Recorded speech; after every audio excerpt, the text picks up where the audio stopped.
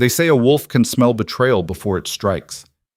I should have known the night I saw that ring on her finger, the obsidian band carved with ancient runes that only one woman in the Empire was supposed to wear. Me. For 6 years I stood beside King Alpha Kyle Draven, bleeding for his crown, burying his enemies, believing every lie he fed me about destiny and duty. Then at the Moonfire banquet, I watched him place his hand on her waist, and I understood what loyalty really costs in the Wolf Empire. If you want to see how far a queen will go when everything she sacrificed turns to ash, you better stay until the end. Hit that like button and drop your city in the comments so I know my pack is watching. The Moonfire banquet hall stank of roasted venison and desperation. Serena Vale stood near the obsidian pillars lining the great chamber, her spine straight as an execution blade, watching the Empire's elite devour their plates like starving dogs. Sweat pooled beneath her formal leather armor, despite the winter chill creeping through the stone walls. She had dressed for war tonight, not celebration, though she could not explain why her instincts screamed danger. 6 years. 6 brutal years she had served Kyle Draven, the Wolf King who united the fractured territories under one ruthless crown. She had been his shadow, his blade, his unspoken promise. The court called her the Iron Wolf. The enemies she buried called her nothing at all. Across the hall, King Kyle stood on the raised platform, his massive frame wrapped in black furs lined with silver thread. His dark hair fell past his shoulders, and his eyes, those pale gray eyes that had once looked at Serena like she was the only thing worth conquering, now gazed elsewhere, at her. The woman beside him wore crimson silk that clung to her curves like a second skin.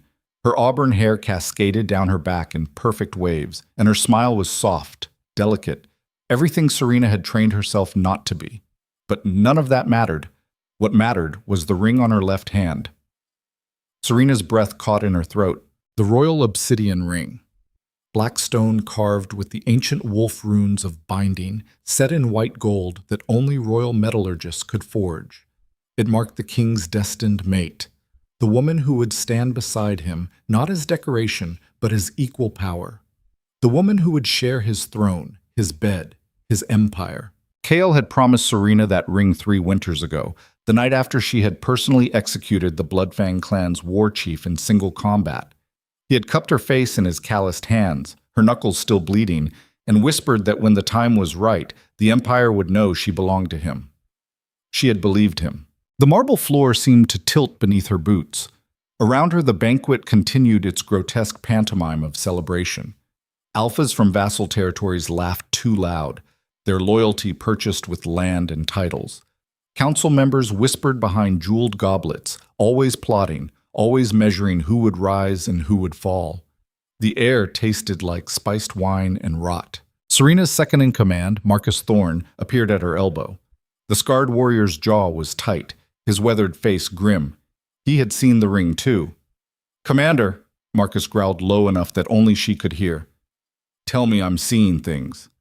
"You're not." Serena's voice came out flat, dead. She had learned long ago how to bury feelings so deep they couldn't claw their way back up. But tonight, something old and feral stirred in her chest. Who is she? I don't know. But Serena would find out. She would find out everything. The king raised his goblet, and the hall fell silent. Kyle's voice boomed across the chamber, deep and commanding, the voice that had rallied armies and crushed rebellions. "My wolves, tonight we celebrate not just the Moonfire, but the dawn of a new era for our empire." Serena's nails bit into her palms. The wars that have bled us dry are ending. The clans that sought to tear us apart are broken. And now, Kale's hand found the woman's waist, pulling her closer. Now we turn toward peace and prosperity. The woman's smile widened, and Serena noticed how her fingers played with the ring, turning it slowly, claiming it. "Allow me to introduce Lady Lyra Thorne, noble healer of the Eastern Territories, whose wisdom and compassion will guide us into this new age." The applause was thunderous, rehearsed. Every alpha in the room had been told to celebrate this moment, to accept this woman as their future queen.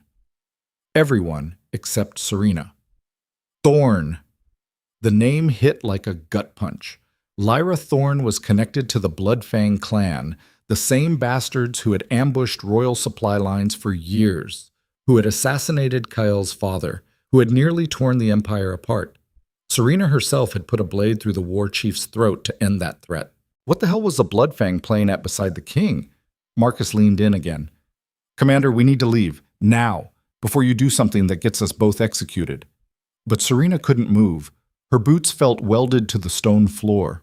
She watched Kyle's hand rest possessively on Lyra's hip, watched the way the woman leaned into him like they had done this 1,000 times before, watched the easy intimacy that should have belonged to Serena after years of bleeding for this man's crown.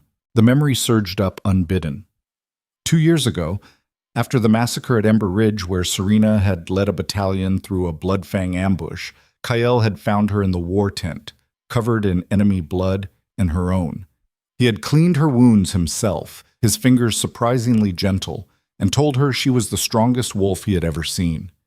That night, he had kissed her for the first time, tasting like smoke and whiskey, and promised her that when the wars ended, she would be his queen. She had been too damn stupid to ask when the wars would end. Serena. Marcus's hand gripped her arm tight enough to bruise. Walk away. She turned without a word and cut through the crowd, Marcus shadowing her like he always did. The banquet hall's exit seemed miles away, the faces around her blurring into a parade of fangs and fake smiles. Someone tried to stop her, some minor lord seeking favor, but the look she gave him made him stumble backward. The night air hit her face like a slap. Serena sucked in lungfuls of it, her hand shaking now that no one could see. The palace courtyard spread before her, empty except for the guards standing watch at their posts. Moonlight painted everything silver and black. 6 years, Serena said to the darkness. 6 goddamn years. Marcus said nothing. He had served beside her long enough to know when words were useless. Serena's mind was already working, already shifting from shock to strategy. Emotion was a luxury she couldn't afford. If Kyle had betrayed her, if this Lyra Thorne wore the ring that should have been Serena's, then there was a reason. Kings didn't make moves without purpose, especially not Kyle Draven. He was brutal, but never careless, which meant this was planned, which meant Serena had been played. Find out everything about Lyra Thorne, Serena ordered, her voice steady again, cold as winter iron. Family connections, where she's been the last 5 years, who she's spoken to, what she eats for breakfast. I want to know how many times she breathes in a day. Marcus nodded. And if the king finds out you're investigating, then I'll deal with Kyle myself. The old warrior's expression darkened. Commander, if you're thinking about confronting him, I'm not thinking anything yet. That was a lie. Serena was already thinking about a dozen different scenarios, mapping out allies and enemies, calculating risks. But I need to understand what I'm looking at before I make a move, before I decide whether to walk away or burn this whole empire down. Marcus hesitated, then spoke carefully. You know what they'll say, that you're bitter, jealous, that you can't accept being replaced. Let them say it. Serena turned to face him, and in the moonlight, her eyes burned like molten steel. I've survived worse than gossip. But even as she said it, something twisted in her chest. Not jealousy. She had killed that weakness years ago. No, this was darker. This was the cold realization that she had given everything to a man who had been counting the days until he could discard her. She had believed in Kyle Draven, believed in his vision of a united empire, believed that strength and loyalty mattered more than birthright and politics. She had built her entire identity around being the weapon he needed, the commander who would do what others couldn't, the woman who would stand beside him when the throne was finally secure, and he had been grooming someone else the entire time. Get to work, Serena told Marcus. I want answers by dawn. The warrior melted into the shadows, leaving Serena alone in the courtyard. She stared up at the palace, at the warm light spilling from the banquet hall windows where the celebration continued without her. Inside, Kyle was probably smiling his politician's smile, his hand still resting on Lyra Thorne's waist, spinning whatever lie he needed to keep the court satisfied. Serena wondered how long he had been planning this. Months? Years? Had he already been hiding Lyra when he made promises to Serena? When he had touched her, kissed her, told her she was irreplaceable? Her jaw clenched so tight she tasted blood. A door opened behind her. Serena spun, hand dropping instinctively to the blade at her hip, but it was just one of the palace servants, a young woman with flowers still dusting her apron. "Commander Vale," the girl's voice trembled. "His Majesty requests your presence in the banquet hall. He said it's urgent." Of course he did. Kyle had noticed her absence, noticed the insult of his most decorated commander walking out of his precious celebration. Now he wanted to smooth it over, to deploy whatever charm or threat would keep Serena in line. "Tell His Majesty I'm not feeling well," Serena said flatly. "I'll pay my respects tomorrow." The servant's eyes widened. "But Commander, he was very insistent. I said tomorrow." The girl fled, and Serena turned back toward the barracks. She needed her own space, her own walls, somewhere she could think without the weight of the palace pressing down on her. The walk through the palace grounds usually calmed her. Tonight, every shadow looked like a threat. Every whisper of wind sounded like conspiracy. Serena had survived assassination attempts, battlefield massacres, political backstabbing that would have destroyed weaker soldiers. But this quiet knife in the dark, this bloodless betrayal, felt worse than any wound she had taken in combat, because she had let herself believe. The barracks came into view, a stark stone building where the royal guard slept and trained. Serena's quarters were separate, a small room that was more cell than chambers, but it was hers. No servants, no courtiers, no one to report her movements back to the king. She was halfway to the door when a figure stepped out of the darkness. Serena's blade was in her hand before the figure could speak, the steel singing as it cleared the sheath. "Easy, Commander." The voice was female, educated, tinged with amusement. "I'm not here to fight." The woman stepped into the moonlight, and Serena's blood turned to ice. Lyra Thorne. Up close, without the crowd and ceremony, she looked different. Still beautiful, but there was something calculating in her amber eyes, something that didn't match the soft healer persona she had performed in the banquet hall. "What the hell do you want?" Serena kept her blade raised. Lyra's gaze flicked to the weapon, then back to Serena's face. "To talk. Privately. We have nothing to discuss." "I think we do." Lyra's hand moved to her neckline, and Serena tensed, but the woman only pulled out a folded piece of paper. "You're investigating me. I wanted to save you some time." Serena didn't lower her blade. "I don't take intelligence from enemy clans." "I'm not your enemy, Commander Vale." Lyra held out the paper. When Serena didn't take it, she set it on the ground between them. "But I'm not your friend either. I'm someone trying to survive the same game you're playing." "I'm not playing anything." Lyra's laugh was bitter, sharp. "Then you're already dead, you just don't know it yet." The woman turned to leave, and something in Serena snapped. She crossed the distance in 3 strides and grabbed Lyra's arm, spinning her around. Up close, she could see the makeup covering faint bruises on the woman's jaw, could smell the fear beneath the expensive perfume. "What game?" Serena demanded. Lyra met her eyes, and for a moment, the mask slipped entirely. What Serena saw underneath wasn't a rival or a temptress. It was terror. "Read the letter," Lyra whispered, "and then decide if you still want to serve a king who's selling this empire piece by piece to the people who murdered his father." She yanked her arm free and disappeared into the shadows before Serena could respond. Serena stared at the folded paper on the ground. Every instinct screamed trap. This was exactly the kind of play an enemy would make. Feed false intelligence, sow doubt, turn the king's most loyal commander against him.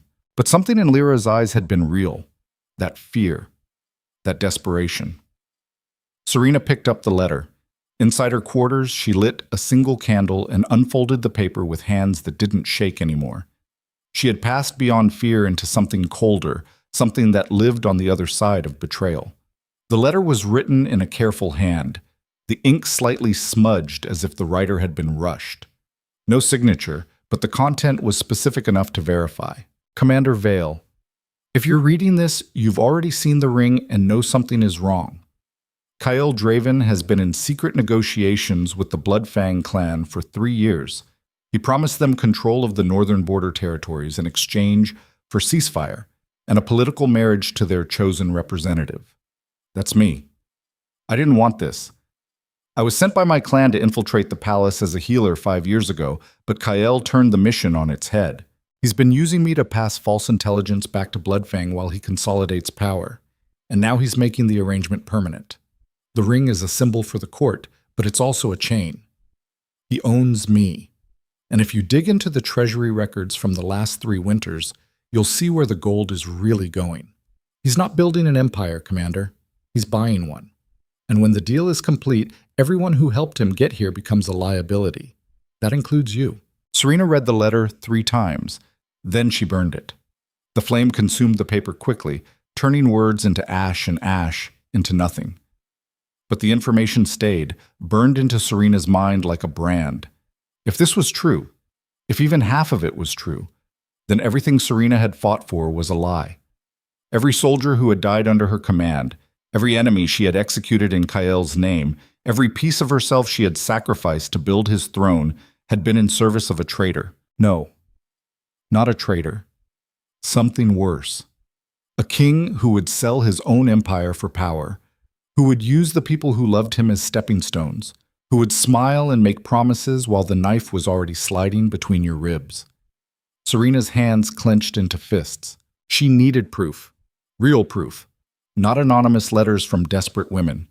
If she was going to move against Kael Draven, if she was even going to consider that path, she needed evidence that would survive scrutiny from the council and the court. Treasury records. The letter had mentioned treasury records. Serena knew the palace layout better than most. She had walked these halls for 6 years, studied every entrance and exit, memorized guard rotations and servant schedules. The Royal Treasury Office was in the eastern wing, guarded but not impossible to access if you knew when the night watch changed shifts. She checked her weapons. Blade sharp, throwing knives secured, her movements automatic after years of preparation. This was different from a battlefield, but the principle was the same. Identify the target, plan the approach, execute without hesitation. The palace was quieter now, the banquet winding down. Serena moved through the shadows like she had been born to them, avoiding the main corridors where guards still patrolled. Most of the palace staff knew her face, but tonight she couldn't risk questions about why the king's commander was prowling the halls after midnight. The eastern wing smelled like old paper and beeswax. Serena paused outside the treasury office door, listening. No voices, no movement. The guard rotation had changed 10 minutes ago, which gave her a narrow window before the next patrol. The lock was simple, designed more for show than security. No one expected a threat from inside the palace, especially not from the king's own people. Serena had the door open in seconds. Inside, the office was cramped and cluttered, shelves lined with ledgers dating back decades. Serena lit a small lamp and started searching, her trained eyes scanning columns of numbers and expenditures. 3 winters ago. The letter had been specific about the timeline. She found the ledger for that year tucked between tax records and military requisitions. The pages were worn, frequently accessed, which was unusual for archived documents. Serena flipped through the entries looking for anything that stood out. There. Buried in the middle of routine expenses, a series of payments marked only as Northern Development, each one massive, enough gold to outfit 3 battalions. 12 payments over 2 years, all authorized by the king's personal seal. Serena's jaw tightened.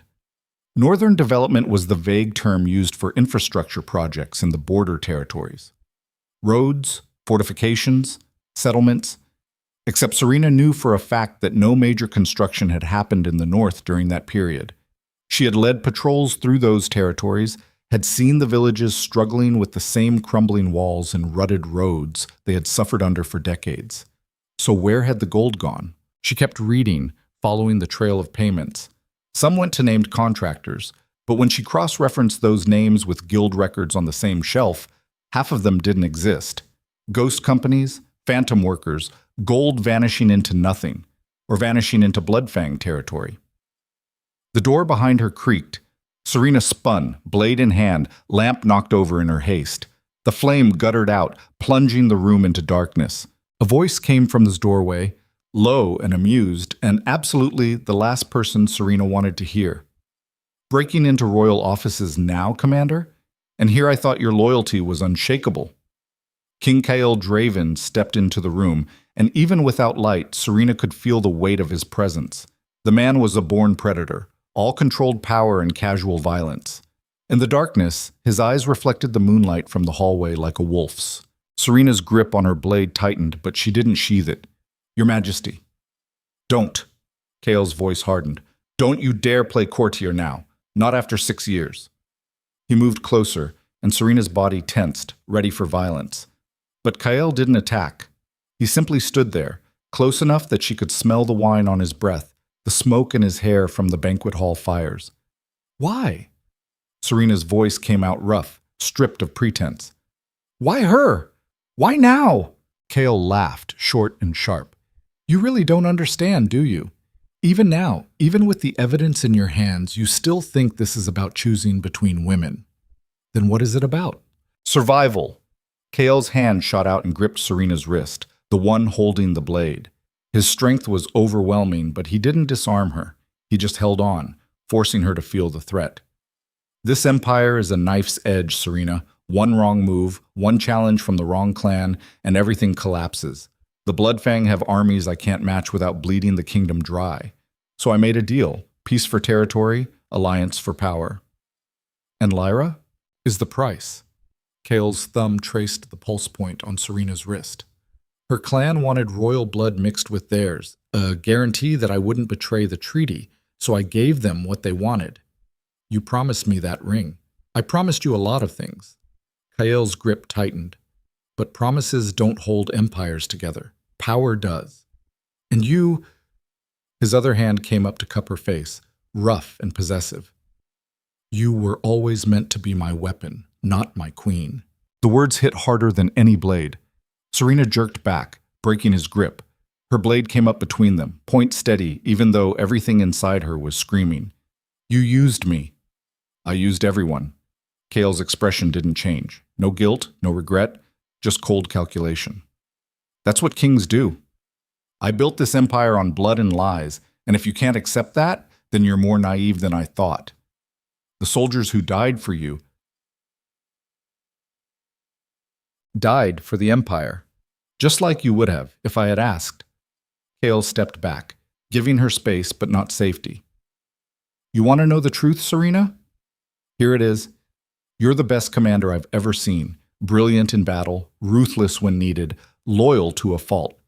But you're also dangerous, too popular with the troops, too respected by the people. If I had made you queen, how long before you decided the empire would be better off with you on the throne instead of me? I would never... You would. Kael's smile was cold. Maybe not today, maybe not tomorrow, but eventually you would have looked at the choices I make, the deals I cut, the people I sacrifice, and you would have decided I wasn't worthy of the crown. That's who you are, Serena. You're a hero, and heroes don't last long in palaces. The silence between them stretched like a blade. Serena's mind raced. She could kill him, right here, right now, before he could call for guards.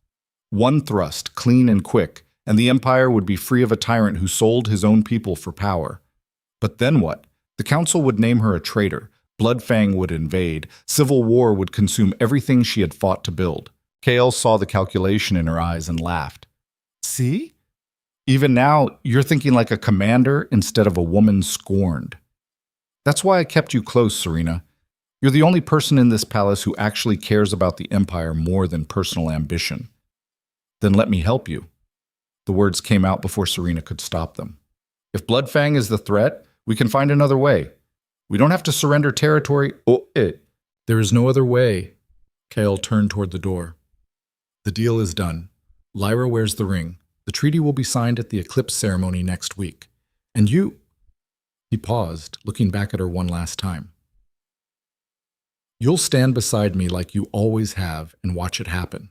Because if you don't, if you breathe one word of this conversation to anyone, I'll have you executed for treason.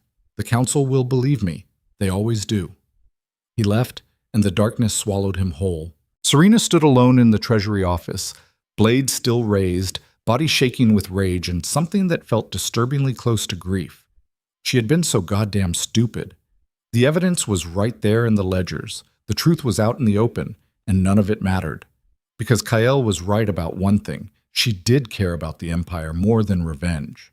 If she moved against him now, without allies, without a plan, the kingdom would tear itself apart. But if she did nothing, Bloodfang would own the north within a year. And Kael would keep sacrificing pieces of the empire until there was nothing left worth ruling. Serena sheathed her blade. She needed allies, she needed leverage, and most of all, she needed to understand exactly how deep this conspiracy went. Because if Kyle Draven thought she was going to stand by and watch him destroy everything she had built, then he didn't know her at all. The Treasury office door clicked shut behind her as she slipped back into the shadows. Somewhere in the distance, the palace bells tolled midnight, and Serena Vale disappeared into the darkness to start a war the king would never see coming. The palace halls were empty at this hour, but Serena felt eyes everywhere. She moved like smoke through the corridors, keeping to the shadowed edges where torchlight couldn't reach. Her mind was a weapon now, sharp and cold, cutting through the fog of betrayal to find the patterns underneath. Kyle had made a mistake tonight. He had confirmed everything Lyra's letter claimed, thinking his threat would be enough to keep Serena in line. But threats only worked on people who had something left to lose, and standing in that treasury office with a blade between them, Serena had realized she had already lost everything that mattered. The barracks were quiet when she returned. Most of the guards slept, their quarters dark and still. Serena's room felt smaller than usual, the walls pressing in like a tomb. She lit no candles, preferring the darkness that matched her thoughts. She had maybe a week before the eclipse ceremony. 7 days to build a case strong enough to turn the council against a king they feared, or find allies powerful enough to stand with her when she burned Kyle's lies to ash. 7 days to decide if she was really willing to destroy the Empire to save it. Her door opened without a knock. Marcus Thorne slipped inside, his bulk filling the doorway. The old warrior's face was grim, carved from the same stone as the palace walls. "You found something?" Serena said. It wasn't a question. Marcus shut the door and leaned against it, arms crossed. Lyra Thorne. Born in Bloodfang territory 26 years ago. Daughter of a minor clan healer, nothing remarkable, until 5 years back when she disappeared from all records. Then she shows up in the capital as a licensed healer with credentials from the Royal Medical College, which is interesting because the college has no record of her attendance. Serena's jaw tightened. Someone forged her credentials. Someone with access to royal seals and college archives. Marcus's expression darkened. Gets worse. I talked to one of the night guards who's been here longer than dirt. He remembers when Lyra first arrived at the palace. Says she came in through the service entrance with a letter of introduction from the king himself. Not from a hiring steward or medical supervisor. From Kyle. 5 years ago. Right around the time the treasury payments started, the pieces were falling into place, forming a picture that made Serena's blood run cold. Kale hadn't just made a deal with Bloodfang. He had been planning this for half a decade, bringing Lyra into the palace, establishing her presence, building the foundation for a treaty that would carve up the Empire piece by piece. And Serena had been his hammer the entire time, crushing any opposition that might have stopped him. "Who else knows about this?" Serena asked. Marcus shook his head. "Just us. And whoever's helping Kale hide it, which could be half the damn council for all we know. Then we need to find someone who isn't compromised, someone with enough power to challenge the king without getting executed for treason." Marcus was quiet for a long moment, his weathered face thoughtful. "There's one person, but you're not going to like it. Try me." Lord Councillor Brennan Ashford. Serena's hands clenched into fists. Ashford was the king's oldest advisor, a political survivor who had served 3 monarchs and outlasted every rival through a combination of cunning and ruthlessness. He was also the man who had argued against promoting Serena to commander, claiming a woman had no place leading the royal military. "You're right," Serena said flatly. "I don't like it." He's also the only council member who opposed the Northern Territory negotiations from the start. Marcus pushed off the door, moving closer. "Ashford might be a bastard, but he's a patriotic bastard. If you can prove Kyle's selling the Empire to Bloodfang, he'll move against the king. He's got the political weight to survive the fallout. And what's to stop him from running straight to Kyle the moment I approach him? Nothing." Marcus met her eyes. "Which is why you need leverage before you talk to him. Something so damning that even if Ashford warns the king, Kale can't just execute you and make it disappear." Serena turned away, staring at the narrow window that showed a slice of night sky. Leverage. She needed proof that would survive scrutiny, evidence that would force the council to act, even if they wanted to protect their king. "The treaty," Serena said slowly. "If Kyle's planning to sign it at the eclipse ceremony, there has to be a physical document. Terms, signatures, seals. Something official that I can steal and present to the council." Marcus grimaced. That'll be locked in the king's private study, royal guard at the door, magical wards on the safe, and Kael himself sleeping 20 feet away. You'd need an army to break in there, or I need a distraction big enough that no one notices one woman in the shadows. The old warrior studied her face, and whatever he saw there made him sigh. You're serious about this? About going to war with the king? I'm serious about not letting him sell this empire to the people who murdered his father. Serena turned back to face Marcus. Kyle thinks I'm his weapon, something he can point at enemies and expect obedience. But weapons have a nasty habit of cutting the hand that wields them wrong. Marcus nodded slowly. Then we do this smart. Build the case, gather the evidence, and when we move fast enough that Kyle can't respond. He paused. But Commander, once we start down this road, there's no coming back. You'll either end up on the throne or in a grave. Then I better make sure it's the throne. The next 3 days were a study in controlled chaos.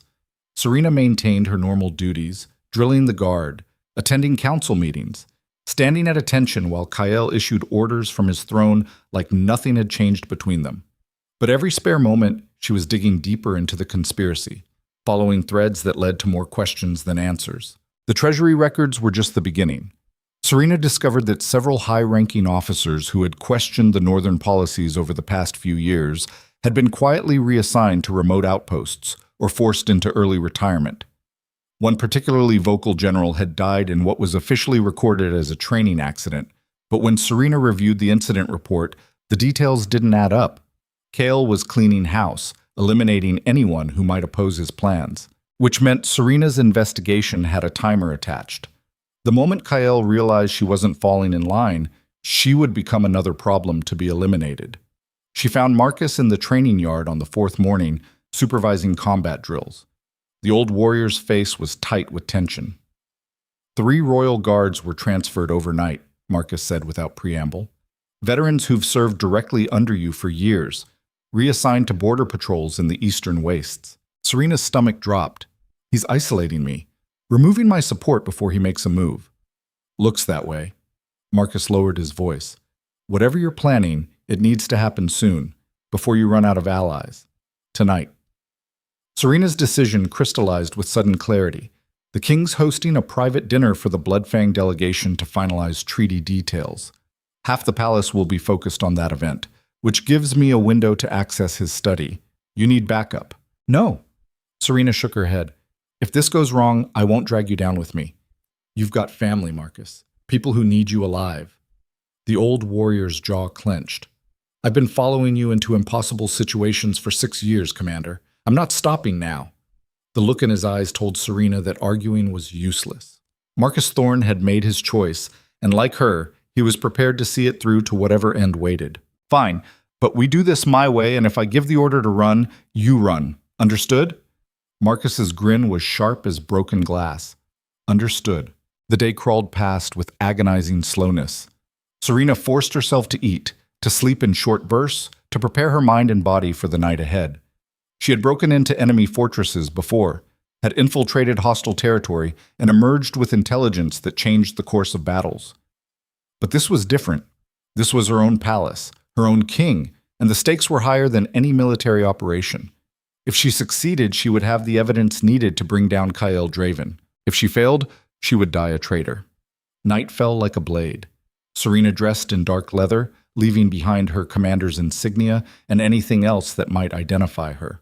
She looked like any other palace guard, unremarkable and easy to overlook. Marcus waited for her in the shadow of the barracks, similarly dressed, his scarred face set in grim determination. The king's dinner started at sunset. By the time Serena and Marcus reached the residential wing, they could hear the distant sounds of celebration from the great hall. Music and laughter and the clink of crystal, all of it covering the sound of 2 shadows moving through empty corridors. Kale's private study was on the 3rd floor, accessible only through his personal chambers.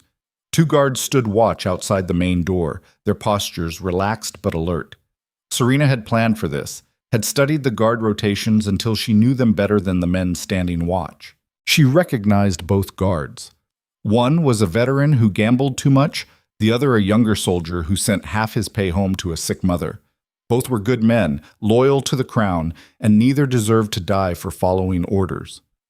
"We go around," Serena whispered to Marcus. Service entrance through the east balcony. It'll take longer but keeps us away from witnesses. They climbed the exterior wall using handholds Serena had memorized years ago, moving with the silence of practiced infiltrators. The balcony door was locked, but Marcus had the tools to deal with that. 60 seconds of careful work, and they were inside, standing in Kyle private chambers. The room smelled like smoke and leather. Serena's eyes adjusted to the darkness, cataloging details. The massive bed where Kyle slept, the wardrobes filled with royal finery, the weapons mounted on the walls like trophies. And there, through an open archway, the king's study. Serena moved like a ghost, her footsteps silent on the thick carpet. The study was exactly as she remembered from the few times Kyle had summoned her here for private briefings. Heavy oak desk, shelves lined with military histories and strategic treatises, and against the far wall, a reinforced safe built into the stone itself. "That's warded," Marcus breathed beside her. "I can feel the magic from here." Serena could too, a prickling sensation against her skin that marked active defensive spells. Breaking those wards would require either a mage's counterspell or the right authorization key. She had neither, but she had something better. She had watched Kyle open that safe exactly twice, and both times his fingers had moved in the same pattern on the combination lock before the wards disengaged. "Cover the door," Serena ordered Marcus.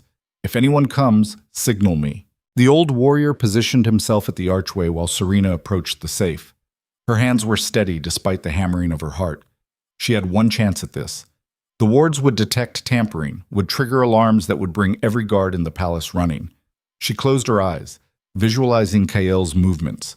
3 rotations right to clear the previous sequence, then left to the first number, right to the second, left to the third, right to the final sequence.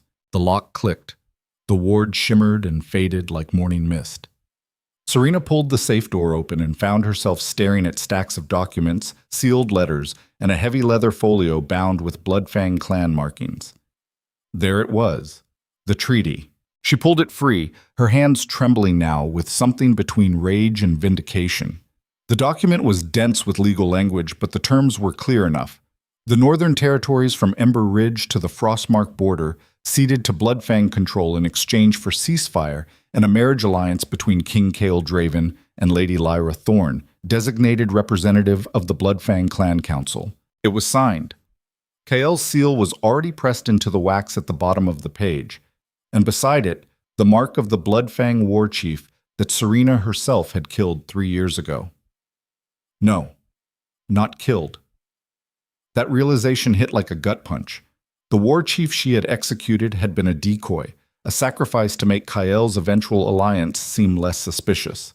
The real Bloodfang leadership had been negotiating with Kael the entire time, and Serena's victory had been part of the theater. She had been played so completely it took her breath away.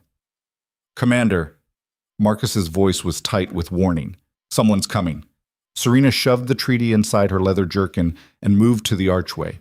She could hear footsteps now, multiple sets, moving through the king's chambers with purpose. "Back exit," Serena hissed. "Now!" But before they could move, the study door opened and torchlight flooded the room. 3 royal guards entered, weapons drawn, and behind them, Lord Councillor Brennan Ashford.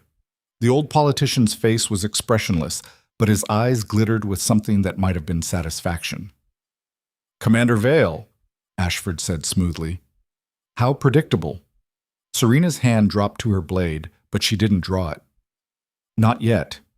How long have you known that you would break into the king's study?" Ashford smiled thinly.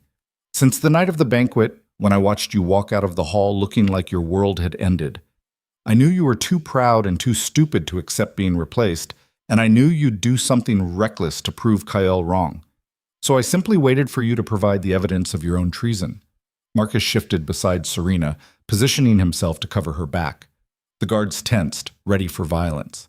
"I found the treaty," Serena said evenly. "I know what Kyle's planning, and who do you think will believe you?" Ashford stepped closer, his voice dropping to a conspiratorial whisper. "You, a disgraced commander caught breaking into the king's private chambers, stealing royal documents? Or King Cale Draven, beloved ruler who has brought peace to a fractured empire? The council will believe the truth when they see it. The council will believe what I tell them to believe." Ashford's mask of civility cracked, revealing the predator underneath. Did you really think you were the only one playing this game, Commander? I've been managing kings since before you were born. Kael Draven is a useful tool, but he's become arrogant, sloppy. He thinks he can negotiate with our enemies without oversight, can make promises without council approval. That ends tonight. Serena's mind raced, recalculating everything. This wasn't about stopping her investigation. This was Ashford making his own move against the king, using Serena as the catalyst. You want me to be the weapon that removes him? Serena said slowly. I want you to be exactly what you've always been. Ashford's smile returned, cold and calculating. A soldier who follows orders and doesn't ask inconvenient questions. Give me that treaty, testify before the council that you discovered the king's conspiracy, and I'll make sure you survive this night. Refuse, and you'll be executed for treason before sunrise. The choice is remarkably simple, and if I testify, what happens to Kael? That depends entirely on what the council decides. Ashford extended his hand. The treaty, Commander. Serena didn't move. Her instincts screamed trap, but she couldn't see the angle yet. Ashford wanted Kael removed, wanted to use the Bloodfang Treaty as justification, but putting Serena in front of the council meant trusting her to stick to a script. That wasn't Ashford's style. The old politician never left loose ends, which meant he had another plan, something that would eliminate both the king and the troublesome commander who knew too much. I need guarantees, Serena said carefully.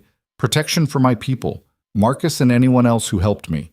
Immunity from prosecution, in writing, sealed by the full council. Ashford's eyes narrowed. You're in no position to negotiate. Then you're in no position to get this treaty without killing me and searching my corpse. Serena's hand rested on her blade now, not threatening but ready. And if you do that, you lose the credibility of having a witness who discovered the conspiracy. It becomes your word against a dead king's legacy. Is that really how you want to play this? The silence stretched like a blade. The guards looked to Ashford for orders, but the old counselor was thinking, calculating odds and outcomes with the speed of a political survivor. Finally, he nodded. Very well. You'll have your guarantees, but the moment you step in front of that council, you belong to me. One word out of place, one deviation from the testimony we agree on, and those guarantees become worthless. Am I clear? Crystal. Ashford gestured to the guards. Take them both to the council chambers. Quietly. I'll assemble the council members who can be trusted. As they were led from the king's study, Marcus leaned close to Serena. This is a mistake. Ashford's going to bury us the first chance he gets. Probably, Serena agreed, but right now he needs me alive. That gives us time to figure out his real angle. And if we can't, then we improvise. The council chambers were a circular room deep in the palace's administrative wing, far from the celebration still happening in the Great Hall. 8 high-backed chairs surrounded a table carved from a single massive tree, each seat representing one of the Empire's founding clans. Tonight, only 5 were filled. Lord Councillor Ashford sat at the head, his weathered face composed. Beside him were 3 other council members, all older men who had served under multiple monarchs. The 5th chair held a woman Serena recognized as Lady Morgana Vex, Master of the Royal Treasury and one of the few people who could challenge Ashford's political influence. All eyes turned to Serena as she entered flanked by guards. Marcus had been separated from her, taken to a holding room to ensure Serena's cooperation. Another move that showed Ashford's calculating nature. Commander Vale, Lady Vex said, her voice sharp as winter. You stand accused of breaking into the king's private chambers and stealing royal documents.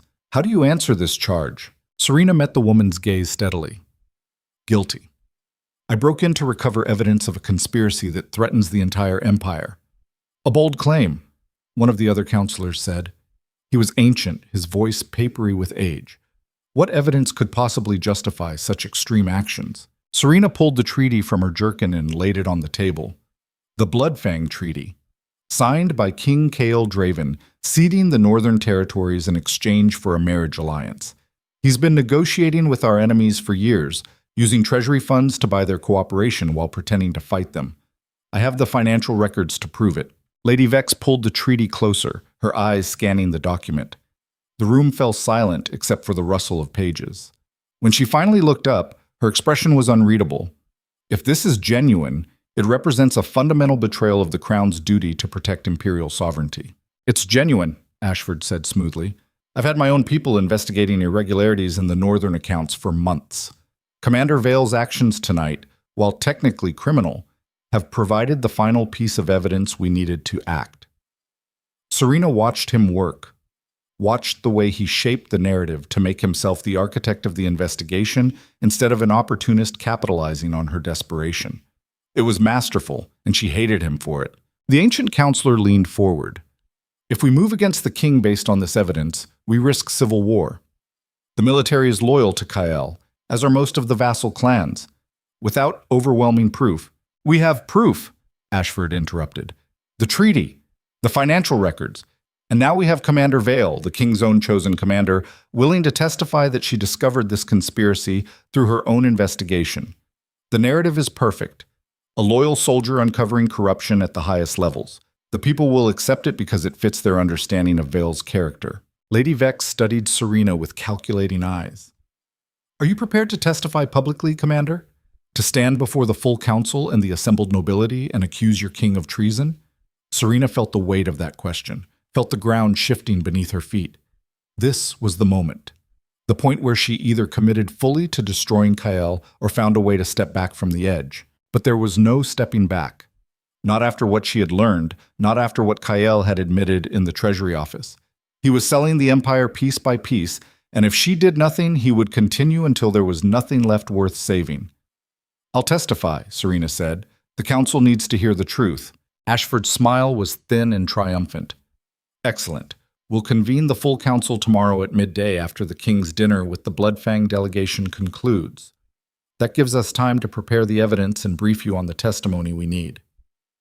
You mean the testimony you want me to give? Serena said flatly. I mean the testimony that will hold up under scrutiny and convince the council to act. Ashford's eyes hardened. Remember our agreement, Commander. You follow my lead and you survive this. Deviate, and you'll be the one facing charges of conspiracy alongside the king. Serena nodded, but inside she was already planning. Ashford wanted a puppet witness, someone he could control and discard once she had served her purpose. But Serena had spent 6 years learning how to survive in environments designed to destroy her. She knew how to play the game, and more importantly, she knew when to flip the board. They held her in a guarded room for the rest of the night, comfortable enough to be called chambers rather than a cell, but locked nonetheless. Serena used the hours to think, to plan, to game out every possible scenario. Ashford would move against Kael at the council meeting, using Serena's testimony as justification. But he would also need to neutralize Serena afterward, because a commander with enough courage to bring down one king was dangerous to whoever sat on the throne next. Which meant Ashford had already planned some kind of accident or disgrace that would eliminate her once the immediate crisis passed, unless Serena moved first. Dawn broke gray and cold. A servant brought food that Serena didn't touch. Her mind was too busy cataloging assets and liabilities, running through combat scenarios that had nothing to do with blades or battlefields. At mid-morning, the door opened and Lady Morgana Vex entered alone. The Treasury Master was tall and angular, her silver hair pulled back severely, her expression impossible to read. Commander Vale, Lady Vex said, settling into a chair across from Serena, I want to hear your version of events. Not Ashford's carefully crafted narrative, yours. Serena studied the older woman, searching for signs of a trap. Why? Because Brennan Ashford is a political animal who would sell his own mother if it consolidated power. Lady Vex's mouth twisted. He's also been my rival for 30 years, and I don't trust anything he engineers. So before I walk into that council chamber and help remove a king, I want to know if we're replacing one tyrant with another. The honesty was unexpected, and Serena decided to match it. Kyle Draven has been selling Imperial territory to Bloodfang for years. He used me and soldiers like me as weapons to maintain the illusion of conflict while negotiating surrender in secret. The treaty is real, the conspiracy is real, and if we don't stop him, the Empire will be carved up before anyone realizes what's happening. And Ashford's role in all this? He wants Kael removed so he can control whoever comes next. Serena leaned forward. I'm useful to him right now because I provide credibility to the conspiracy accusation. But the moment I'm no longer useful, he'll find a way to eliminate me. That's how predators like Ashford operate. Lady Vex nodded slowly. So what do you want, Commander? Really want beneath all the politics and posturing? I want the Empire protected, Serena said simply. I want a ruler who puts the kingdom before personal ambition, and I want to survive long enough to make sure that happens. Ambitious goals for a soldier caught in a web not of her making. Lady Vex stood, moving to the window that overlooked the palace grounds. What if I told you there was a third option, one that doesn't leave you at Ashford's mercy? I'd say I'm listening. The Treasury Master turned back, and for the first time, Serena saw calculation that matched anything Ashford had displayed. The Council is more fractured than you realize. Half of us are tired of Ashford's manipulations. If you're willing to play a longer game, to build real alliances instead of just surviving the next crisis, there might be a way to neutralize both Kale and Ashford. The political waters Serena was drowning in just got deeper, darker, infinitely more dangerous. But beneath the fear, something else stirred. Recognition. This was familiar territory, just with different weapons.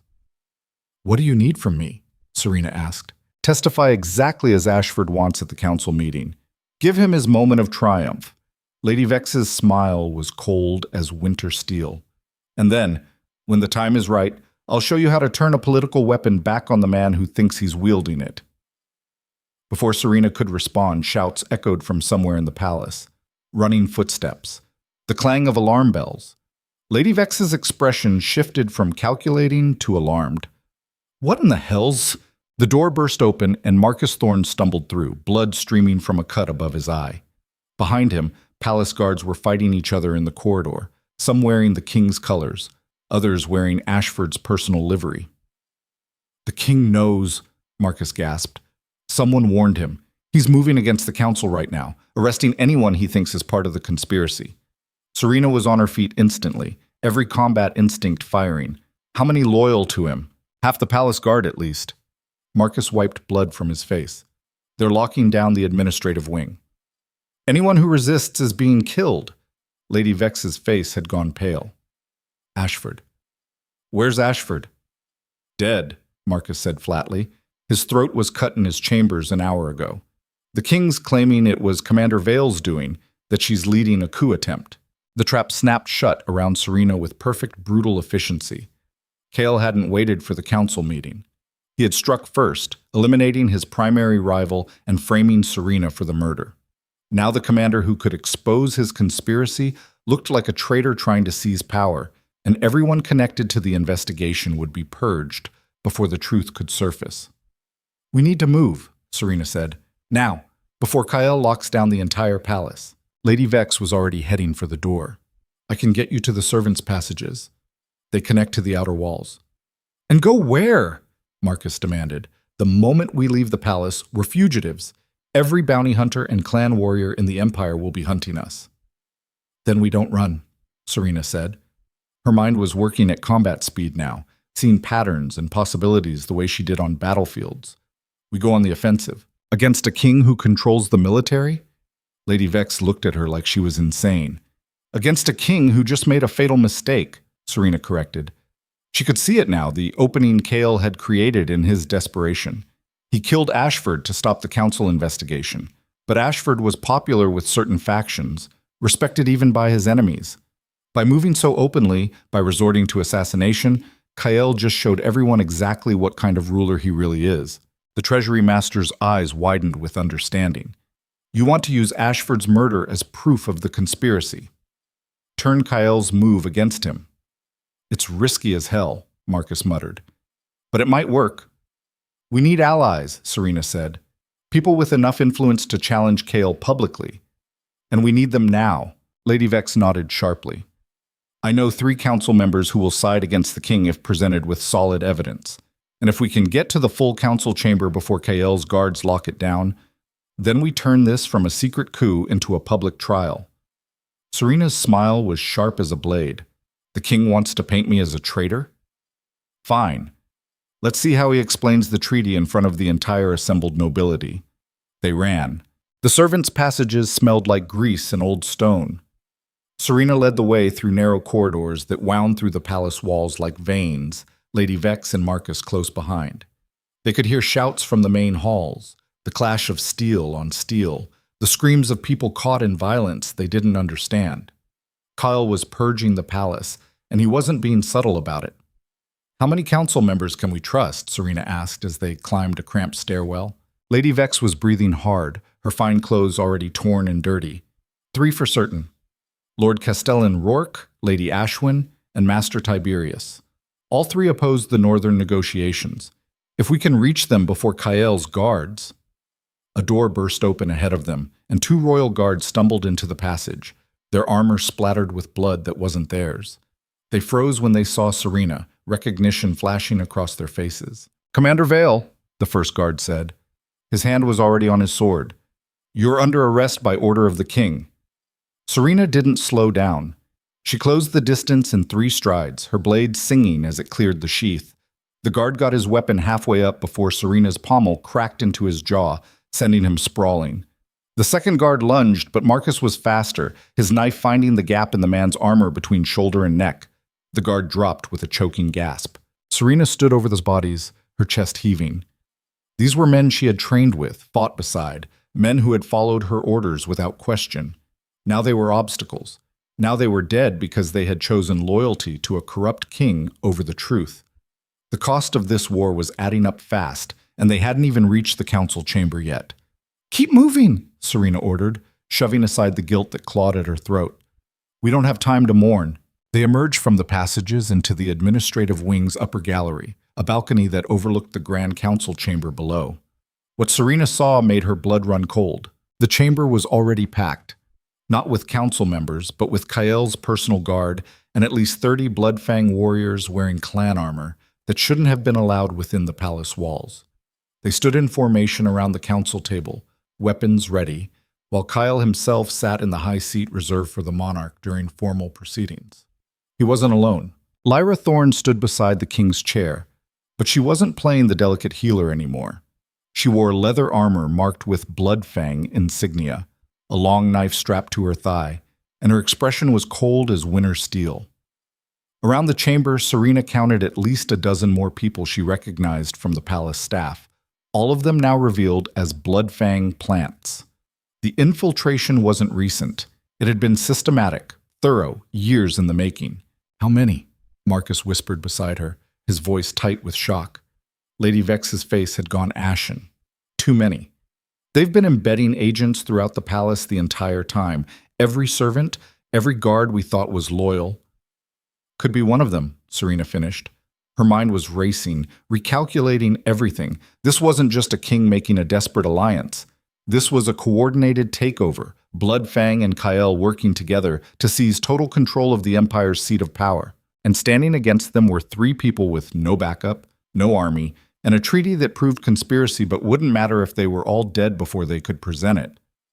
"We need a new plan," Marcus said flatly, "because walking down there is suicide." Before Serena could respond, the chamber doors below opened and 3 figures were dragged in by guards. Lord Castellan Rourke, Lady Ashwin, and Master Tiberius, the council members Lady Vex had counted as allies. All 3 were bound, their faces bruised, their formal robes torn and bloodied. Kyle rose from his seat, his massive frame dominating the chamber.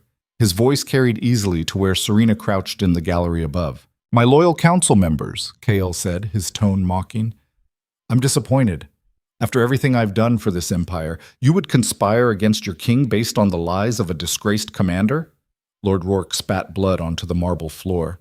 "The only lies here are yours, Draven. You've been selling imperial territory to our enemies while good soldiers died defending borders you already promised away." Kael's expression didn't change. "Soldiers die. That's what they're for. And territory is just land, stone, and dirt that changes hands based on whoever has the strongest army. I made the Empire secure by ending a war we couldn't win." "You made yourself rich," Lady Ashwin said, her voice sharp despite the bruises on her face. "The treasury records don't lie. Gold flowing into Bloodfang coffers, into your personal accounts, into the pockets of anyone willing to look the other way while you carved up the kingdom." "Treason," Master Tiberius added. "By every law of this empire, you've committed treason." Kael laughed, short and bitter. "Treason is only treason if you lose. And I've already won." He gestured to the Bloodfang warriors surrounding the room.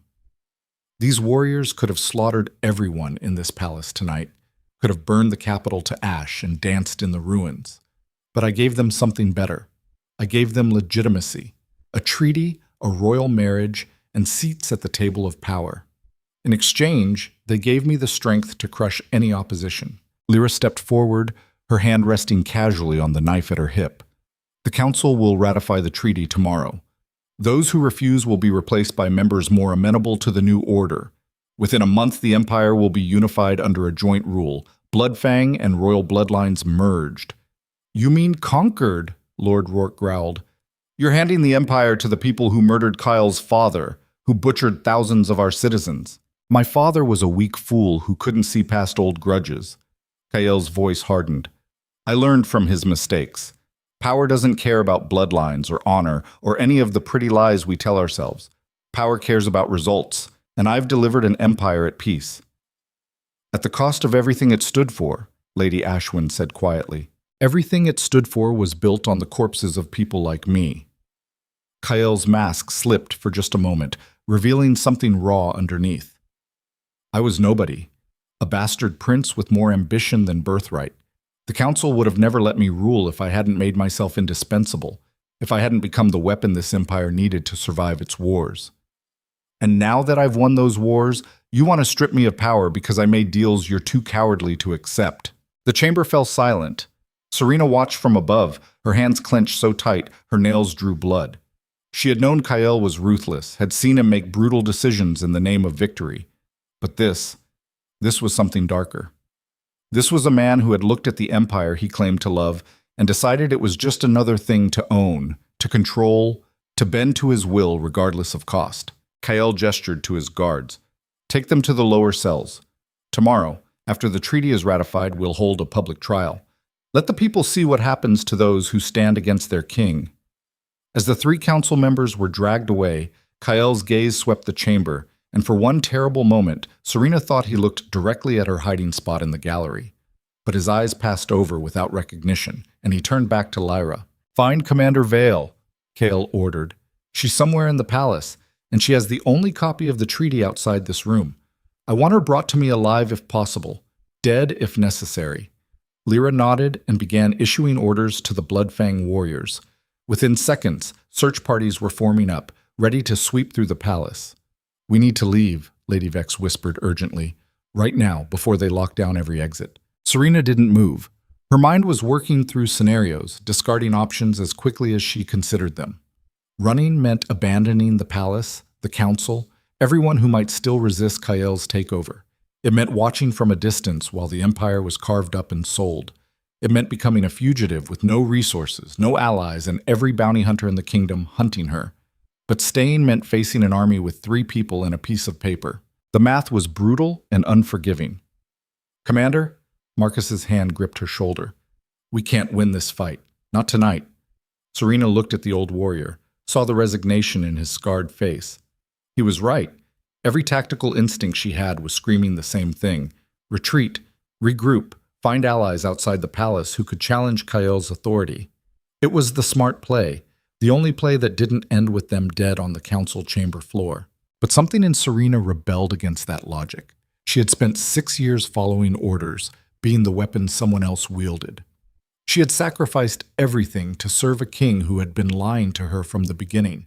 And now that same king was about to reshape the empire into something unrecognizable, something that would betray every soldier who had died believing they were protecting their homeland. If she ran now, she would survive. But she would never forgive herself. There's another way, Serena said slowly. Her eyes were fixed on Kyle below, on the man who had used her loyalty as a tool and was now preparing to discard her like a broken blade. We can't fight them openly, but we don't have to. Lady Vex looked at her with growing alarm. What are you thinking? Serena turned to face them both, and whatever they saw in her expression made Marcus step back. Kale wants me alive because I have the treaty. He needs to control the narrative, to make sure his version of events is the only one that matters. Serena's hand moved to the leather jerkin where the document was hidden. So I'm going to give him exactly what he wants. You're going to surrender? Lady Vex's voice rose in disbelief. I'm going to walk into that chamber, in front of all his guards and Bloodfang warriors, and I'm going to make him face the truth publicly. Serena's smile was sharp and cold. He can kill me afterward. But he'll have to do it in front of everyone, with the evidence of his betrayal exposed for every witness to see. That's suicide, Marcus said flatly. It's the only move we have left. Serena met his eyes. You taught me that sometimes the only way to win is to make your enemy's victory so costly they can't afford it. Kyle thinks he's won. Let's show him what that victory really costs. Before either of them could argue further, Serena vaulted over the gallery railing. She fell 2 stories, landing in a crouch on the council chamber floor with an impact that sent shockwaves through her knees. Every weapon in the room swung toward her, every guard and warrior tensing for violence. Serena straightened slowly, her hands raised and empty. Her blade was still sheathed at her hip, unthreatening but visible. The chamber was dead silent. Cale rose from his seat, his expression unreadable. Well, this is unexpected. Serena walked forward, her boots echoing on marble. Around her, the Bloodfang warriors closed in, forming a circle of steel and hostile intent. She ignored them, her eyes locked on the king. I have something you want, Serena said, her voice carrying to every corner of the chamber. The treaty. The proof of your conspiracy with Bloodfang. You sent half the palace guard to hunt for it, but I'm right here. Let's talk. Cale's laugh was low and dangerous. You think you can negotiate? You're surrounded, disarmed, and wanted for treason. The only thing you have is a document I can burn the moment I take it from your corpse. Then burn it. Serena pulled the treaty from her jerkin and held it up for everyone to see. But do it in front of all these witnesses. Let every guard in this room see their king destroy the evidence of his betrayal. Let the Bloodfang warriors see you panic at the thought of your own people knowing the truth. The treaty was creased and worn from being carried, but the seals were still visible. The royal insignia beside the Bloodfang clan markings, the signatures that proved a formal alliance between king and enemy. Cale's expression darkened. You're bluffing. You wouldn't have come here if you had any other options. You're right. Serena lowered the treaty but didn't put it away. I'm out of options. My allies are arrested or dead. The council is compromised. The military follows you. I have nothing left except this piece of paper and the truth it represents. She took another step forward, and the guards tensed, but Kyle raised a hand to stop them. So here's my offer, Serena continued. You let the surviving council members go. You release Lord Rourke, Lady Ashwin, and Master Tiberius. You allow them safe passage out of the palace. And in exchange, I'll give you the treaty and my unconditional surrender. Kyle stared at her, and Serena could see him calculating, trying to find the trap. Why would you do that? Why sacrifice yourself for 3 old politicians who would have thrown you to the wolves the moment it was convenient? Because they're not of the point. Serena's voice dropped, becoming almost intimate despite the audience. The point is that I need to know if there's anything left of the man I thought I was serving. The king who told me loyalty mattered, who promised me the empire was worth bleeding for. If that man ever existed, he'll take this deal. If he didn't, then you die here for nothing, Cale finished. His smile was cold. You think I care about your opinion of me? About whether some failed commander believes I'm a good man? I stopped caring about being good the day I realized good men don't build empires. Failed commander. The words hit like a physical blow, but Serena had been expecting them. This was who Kyle really was beneath the mask, the brutal pragmatist who measured everything in terms of utility and power. Fine. Serena pulled her blade with her free hand, the steel ringing in the silent chamber. Then let's settle this the old way. Single combat, you and me, right here. Winner takes the throne and the treaty. Loser takes a grave. The room erupted in murmurs. Around her, the Bloodfang warriors exchanged glances, and even Kyle's guards looked uncertain. Trial by combat was ancient tradition, rarely invoked but never formally abolished. A challenge issued in the council chamber carried weight, forced the king to respond or be seen as coward. Cale's expression shifted from contempt to something that might have been respect. You're serious. You'd stake your life on a blade fight you can't win. I've won every fight that mattered, Serena said quietly. Until tonight. Lyra stepped forward, her hand on Kale's arm. Don't! It's a trap! She's trying to make herself a martyr. Then let her die a martyr, Kale said, shaking off Lyra's grip. He drew his own blade, a massive longsword that looked like it was forged to behead giants. Clear the floor. If Commander Vale wants a warrior's death, I'll give her one. The circle of guards widened, creating an arena in the center of the council chamber. Serena moved to one side, her smaller blade suddenly feeling inadequate compared to Kale's weapon. She had sparred with him before, knew he was strong and fast and utterly without mercy when fighting. In a fair fight, he would crush her, so she wouldn't fight fair. Marcus's voice echoed from the gallery above, raw with anguish. "Commander, don't do this." Serena didn't look up. She kept her eyes on Kyle, watching the way he moved, the subtle tells that came before an attack. She had one chance at this, one narrow window to turn certain death into something that mattered. The king attacked first, his blade coming down in a brutal overhead strike designed to split her skull. Serena rolled aside, feeling the wind of the sword's passage. She came up slashing, her blade scoring a shallow cut across Kyle's arm. First blood. But meaningless against a man who had fought in dozens of battles. They circled each other, and Serena felt the weight of every eye in the chamber. The Bloodfang warriors watching their ally prove his strength. The royal guards witnessing their commander challenge their king. Lady Vex and Marcus somewhere above, probably praying for a miracle Serena didn't believe in anymore. "Why are you really doing this?" Kyle asked as they moved. "It's not about the council members. It's not even about the treaty. What are you trying to prove?" Serena lunged, testing his defenses. "That some things are worth dying for." Kale parried easily, his strength forcing her back. "Nothing is worth dying for. Everything worth having requires you to live long enough to take it." He pressed the attack and Serena found herself giving ground. His blade was everywhere, high strikes followed by low sweeps, feints that turned into real attacks without warning. She blocked what she could, dodged the rest, but she was accumulating small cuts, her leather armor shredding under the assault. Blood ran down her arm. Her breathing was labored. The chamber was getting smaller, the circle of witnesses pressing closer. And through it all, Serena's mind was working. Not on survival, not on victory, but on the moment that was coming, the instant when Kyle would make his killing blow and everyone watching would see exactly what kind of king he had become. "You could have been great," Serena said between gasping breaths. "You could have been the ruler this empire needed, but you chose power over principle." "Principle doesn't feed armies," Kale snarled. "Principle doesn't stop invasions or build alliances. I chose to survive, and I made sure the empire survived with me, by selling it piece by piece, by being smart enough to see there are worse things than compromise." His blade came down in a strike meant to end the fight.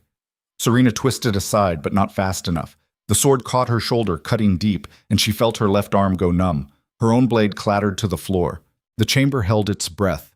Kyle stood over her, his sword raised for the final blow. Around them, the witnesses watched a king execute a traitor, a necessary act to preserve order and stability. It should have been simple, clean, the kind of brutal justice that defined the Wolf Empire. But something stopped him. Maybe it was the look in Serena's eyes. Maybe it was the memory of 6 years fighting side by side. Maybe it was just hesitation, that small voice that asked whether this execution would haunt him later. Whatever the reason, Kyle paused. And in that pause, Lyra Thorne struck. The knife hit Kyle from behind, sliding between his ribs with the precision of someone who had been planning this moment for years. The king's eyes went wide with shock. His sword fell from nerveless fingers. He turned slowly, staring at the woman he had planned to make his queen. Lyra's expression was cold as death. "Did you really think the Bloodfang clan would settle for half an empire? Did you think we would let a wolf king rule anything once we had infiltrated every level of your palace?" Kale tried to speak, but blood filled his mouth.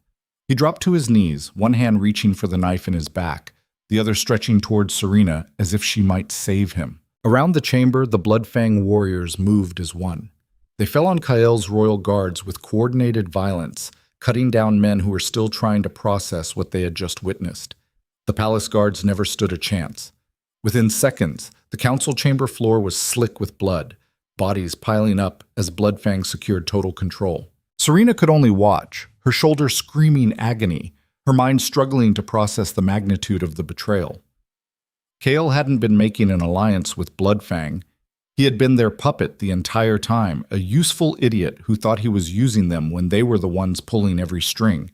And she had played right into their hands. Lyra walked over to where Serena lay bleeding on the marble floor. The healer's mask was completely gone now, replaced by something ancient and hungry.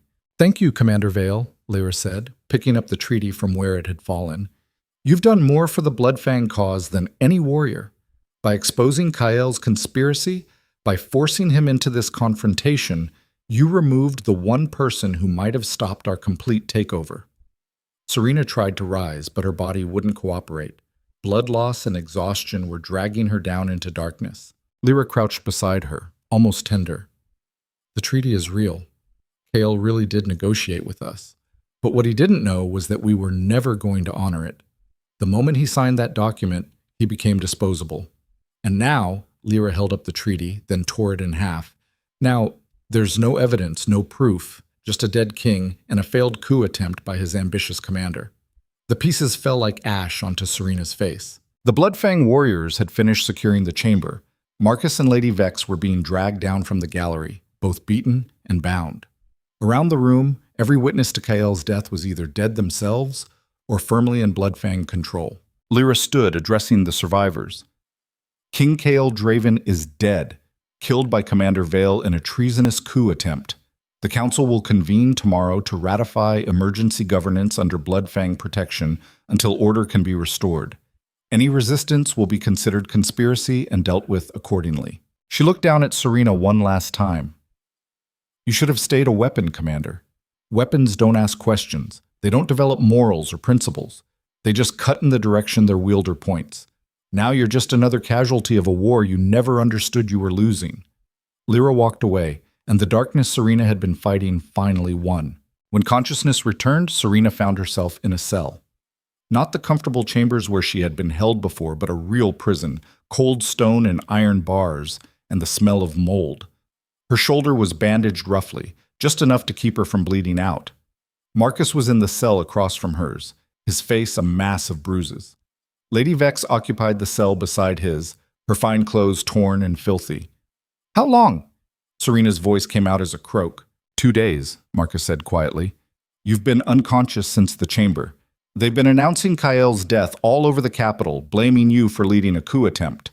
Half the nobility is calling for your execution. And the other half? Too terrified to speak up. The Bloodfang warriors are everywhere.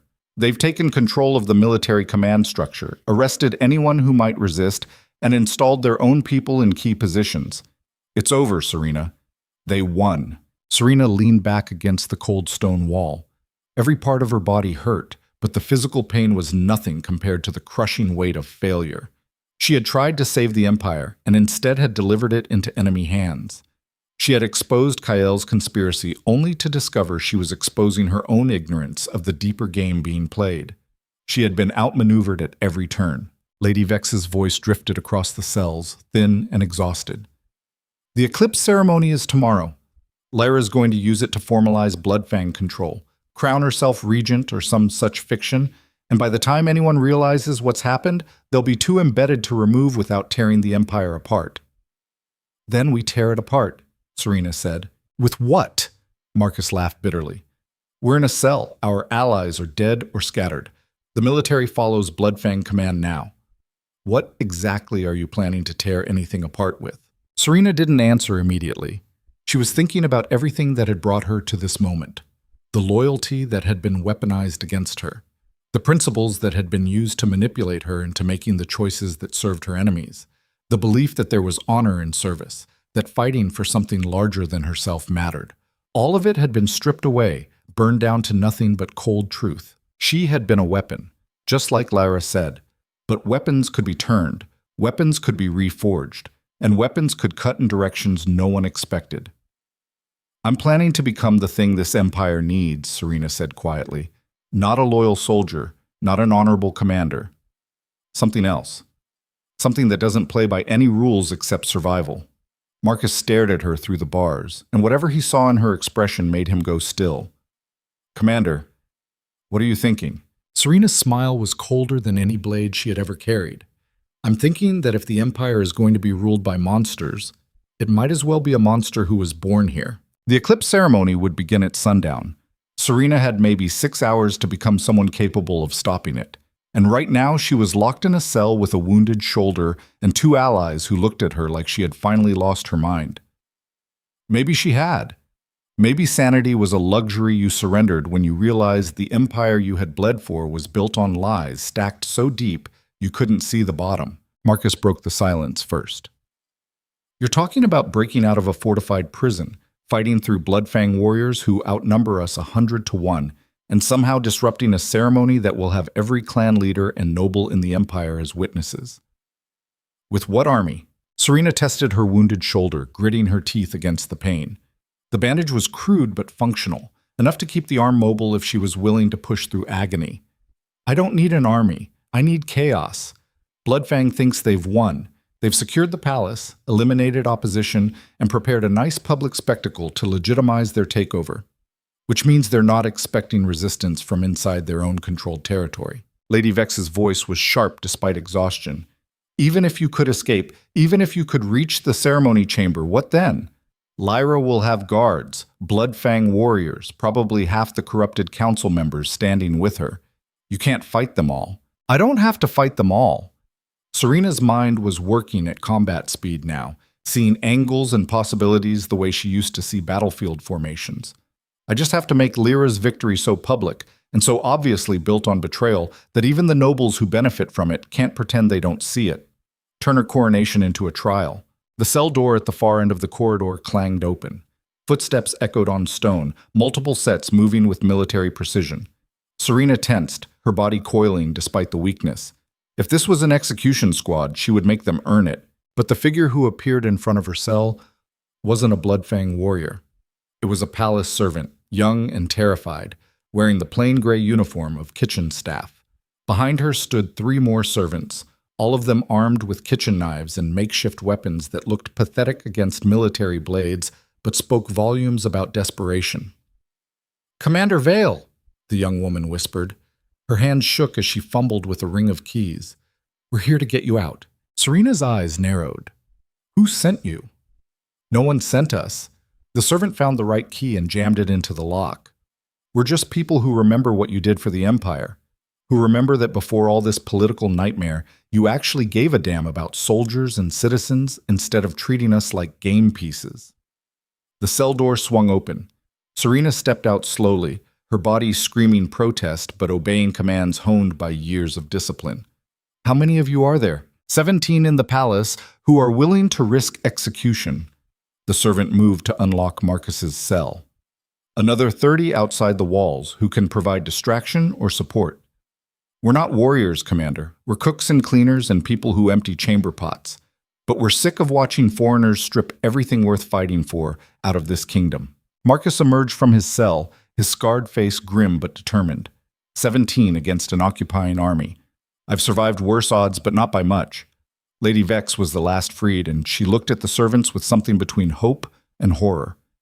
"If Bloodfang discovers you helped us, they'll kill everyone you love, your families, your friends, anyone connected to this act." The young servant met her eyes steadily. "They're already killing people, soldiers who won't swear loyalty to the new regime, nobles who ask too many questions, citizens who resist Bloodfang patrols in the lower city. At least this way we die doing something that matters." The words hit Serena harder than any blade. This was what she had been fighting for all along, not the abstract concept of empire or the political maneuvering of kings and councils, but the people who just wanted to live without foreign boots on their throats. She had lost sight of that somewhere in the years of following orders and trusting that authority knew best. "No one dies today," Serena said flatly. "Not if I can help it." She turned to the lead servant. "What's your name?" "Kira," the young woman said. "Kira, I need 3 things. First, a map of Bloodfang troop positions in the palace. Second, any information about the eclipse ceremony setup. And third, the fastest route to the royal armory." Kira nodded and pulled a folded piece of paper from her apron. "We already mapped the Bloodfang positions. They've concentrated forces in the main halls and around the ceremony chamber, but they're thin in the servants' passages and the lower levels. They don't think anyone would be stupid enough to attack from below." "Perfect." Serena studied the crude map, her tactical mind cataloging weak points and opportunities. "The armory? Sealed, but we know which guards are on duty. 2 of them used to serve under you. They might be convinced to look the other way. Might be isn't good enough." Serena folded the map and shoved it inside her torn leather jerkin. "Take Lady Vex somewhere safe. Get her out of the palace if you can. Marcus stays with me. I'm not leaving, Lady Vex said sharply. If you're launching a desperate assault on an entrenched enemy, you'll need someone who knows palace politics well enough to exploit them. And what exactly do you bring to a fight? Marcus asked, not unkindly. I bring the names of every noble family that secretly resents Bloodfang control but is too terrified to act openly. Lady Vex's expression was steel-wrapped in silk. Get me in front of them at the right moment, and I can turn witnesses into accomplices, maybe even allies. Serena considered this, weighing risks against potential gains. The eclipse ceremony would be packed with nobility, all of them there to legitimize Lyra's rule through their presence and silence. If even a fraction of them could be turned, if doubt could be sown publicly enough that Bloodfang couldn't simply execute everyone who questioned the narrative, it might create an opening. Fine. But you stay behind us until we secure the ceremony chamber. I'm not losing anyone else today. The journey through the lower levels was a study in controlled terror. Kira led them through passages that smelled like rot and old cooking grease, past storage rooms filled with supplies meant to sustain the palace through siege, through tunnels that connected different wings like a spider's web beneath the formal architecture. They encountered 2 Bloodfang patrols. The first never saw them coming, 3 warriors dead before they could raise an alarm. The second was more alert, and the fight was brutal and close. Serena took a blade across her ribs, adding fresh blood to the bandages already staining her clothes. Marcus killed 2 warriors with his bare hands when his knife broke on armor, his veterans' rage overwhelming superior weapons through sheer ferocity. The servants fought too, and one of them died with a kitchen knife in his hand and a Bloodfang sword through his chest. Kira held the young man as he bled out, her face a mask of grief that transformed into something harder. His name was Thomas, Kira said quietly, closing the dead man's eyes. He was going to marry his sweetheart next month. Serena knelt beside the body, her jaw clenched so tight it ached. I'm sorry. Don't be sorry. Kira stood, her hands still bloody.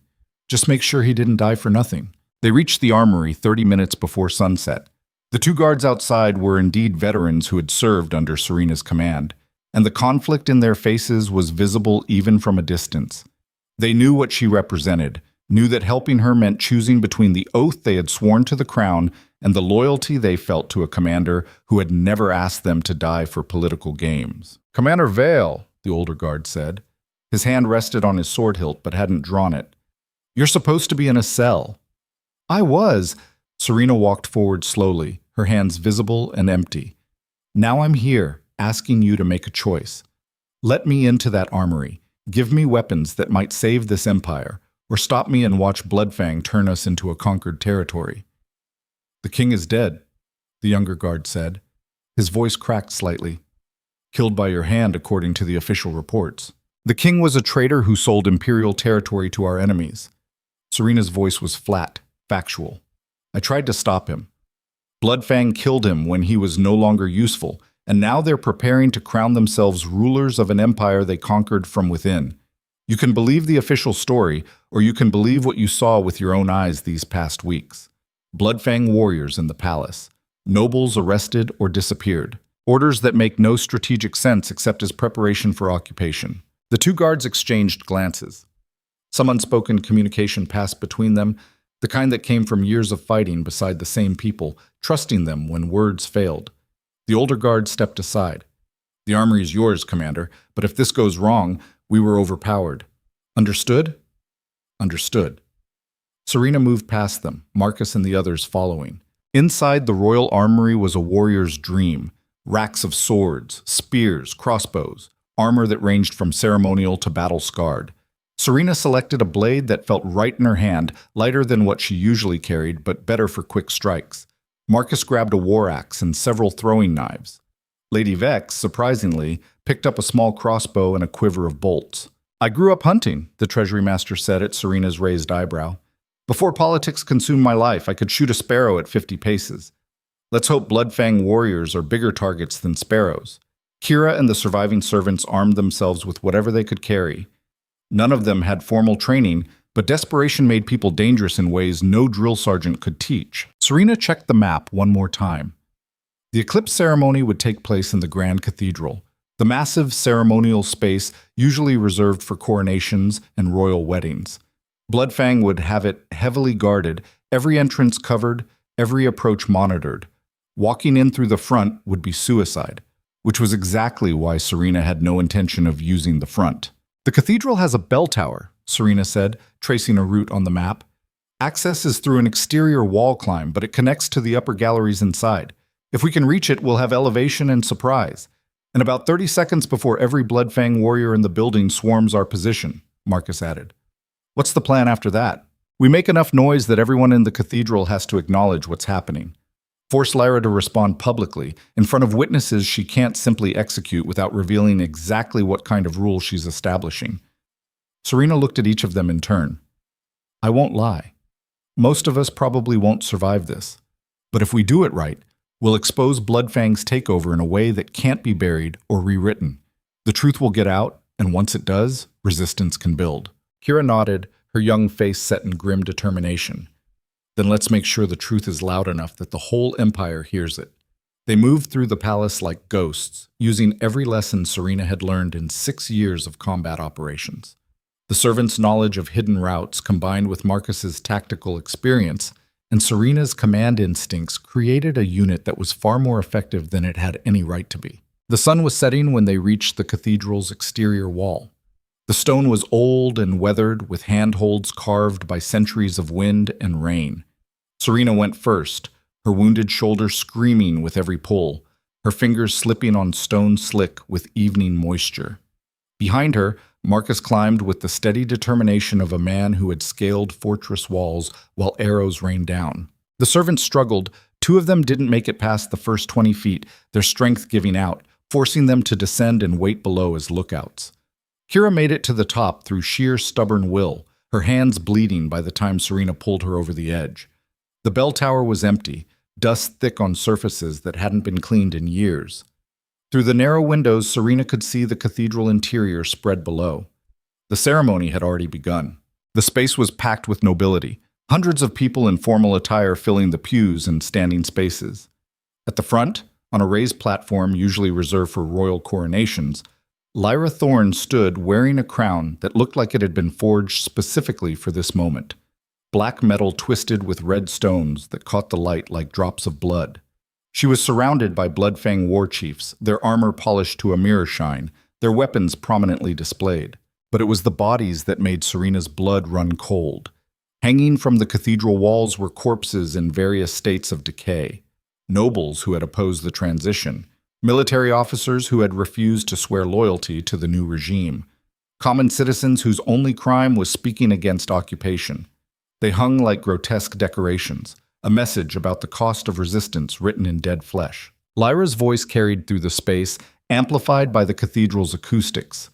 "Today marks a new dawn for this empire, an end to the corruption and weakness that nearly destroyed us. Under Bloodfang guidance, we will build something stronger, something that doesn't fracture with every political wind or collapse under the weight of its own arrogance." The assembled nobility applauded, but the sound was hollow, forced. Fear made people compliant, but it didn't make them loyal. Serena studied the layout with a tactician's eye. Bloodfang warriors lined the walls, at least 40 that she could see from this angle. More would be positioned outside, securing the perimeter. The nobles were packed tight, making movement difficult and escape nearly impossible. Lyra stood at the center of it all, confident and untouchable. Almost untouchable. "There," Marcus whispered, pointing to a massive chandelier hanging directly above the ceremonial platform. "It's held by a single chain. Cut that, and everything below becomes chaos. And probably kills half the nobility in the building," Lady Vex said quietly. "Which is why we give them warning." Serena's plan crystallized with sudden clarity. "We make enough noise that people move before we drop it. Turn the execution into evacuation. Force Bloodfang to respond to chaos instead of controlling a ceremony." Kira checked her crude weapons. "How do we make that much noise?" Serena's smile was cold as winter. "We tell the truth." She moved to the bell tower's edge where a rope descended into the cathedral proper. The angle was steep but manageable. Below, Lyra was still speaking, outlining the new order that would govern the empire under Bloodfang oversight. Serena didn't wait for the speech to finish.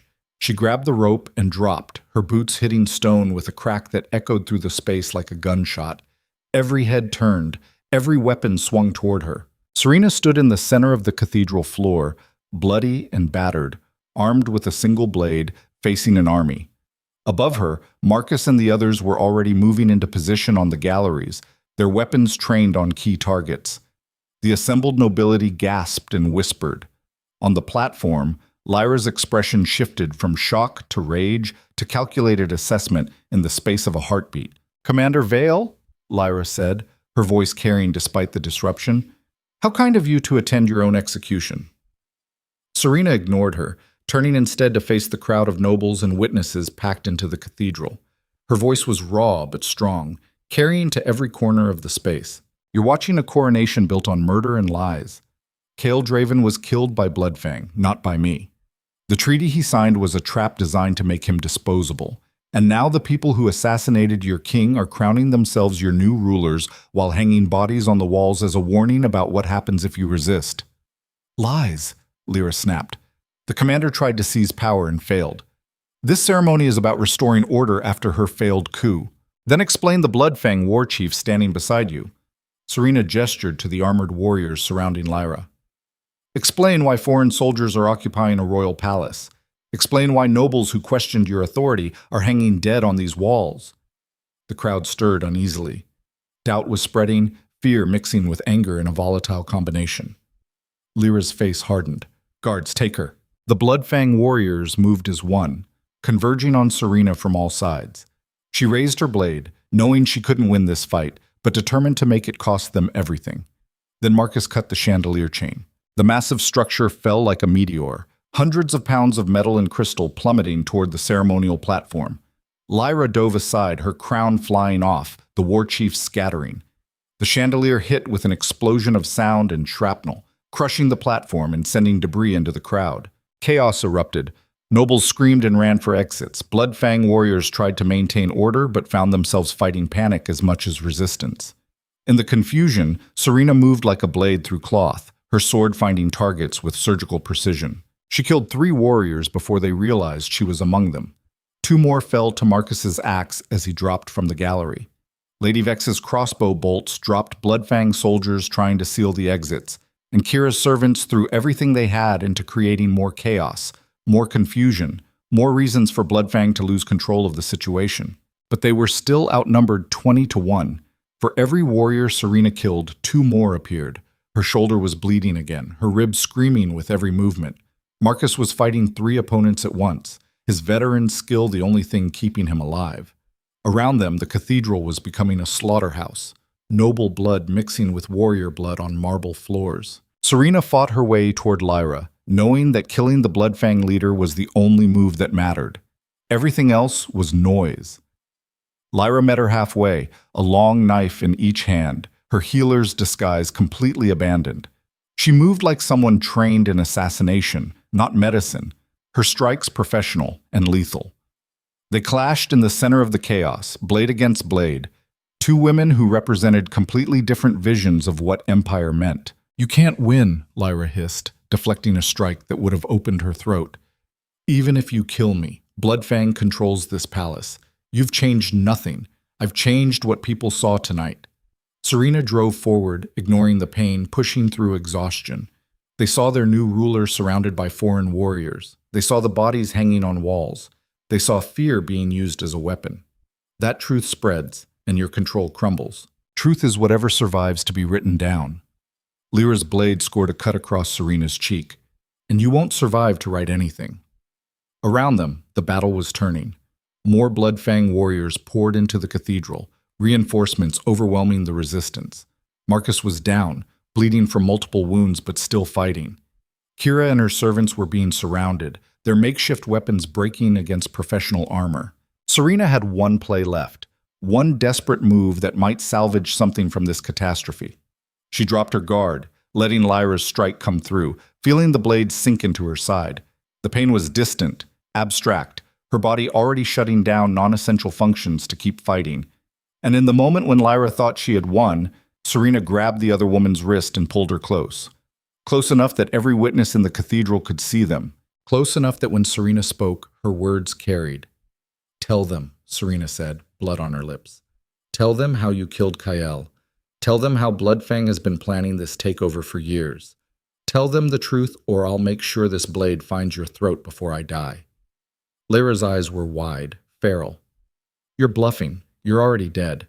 Then I've got nothing to lose." Serena's blade found the gap in Lyra's armor, pressing against the soft flesh of her throat. Around them, the fighting had paused, every eye in the cathedral focused on the two women locked in their deadly embrace. Lyra could have called for help, could have ordered her warriors to cut Serena down. But that would mean admitting she needed saving, would mean showing weakness in front of everyone she was trying to rule. Pride made people stupid. Serena was counting on it. "Drop your weapon," Lyra said through gritted teeth. "Surrender, and I'll make your death quick. You first." Serena pressed the blade harder, drawing a thin line of blood. "Or we both die right here, right now, and the Empire gets to start over without either of us." The standoff stretched like a blade. Every second that passed was another second of doubt spreading through the crowd. Another moment where Bloodfang's control looked shakier. Serena could see it in the faces of the nobles, the way they were edging toward exits, the way whispers were building into conversations. Then the cathedral doors burst open and everything changed. 1,000 soldiers poured through the cathedral doors, but they weren't wearing Bloodfang colors.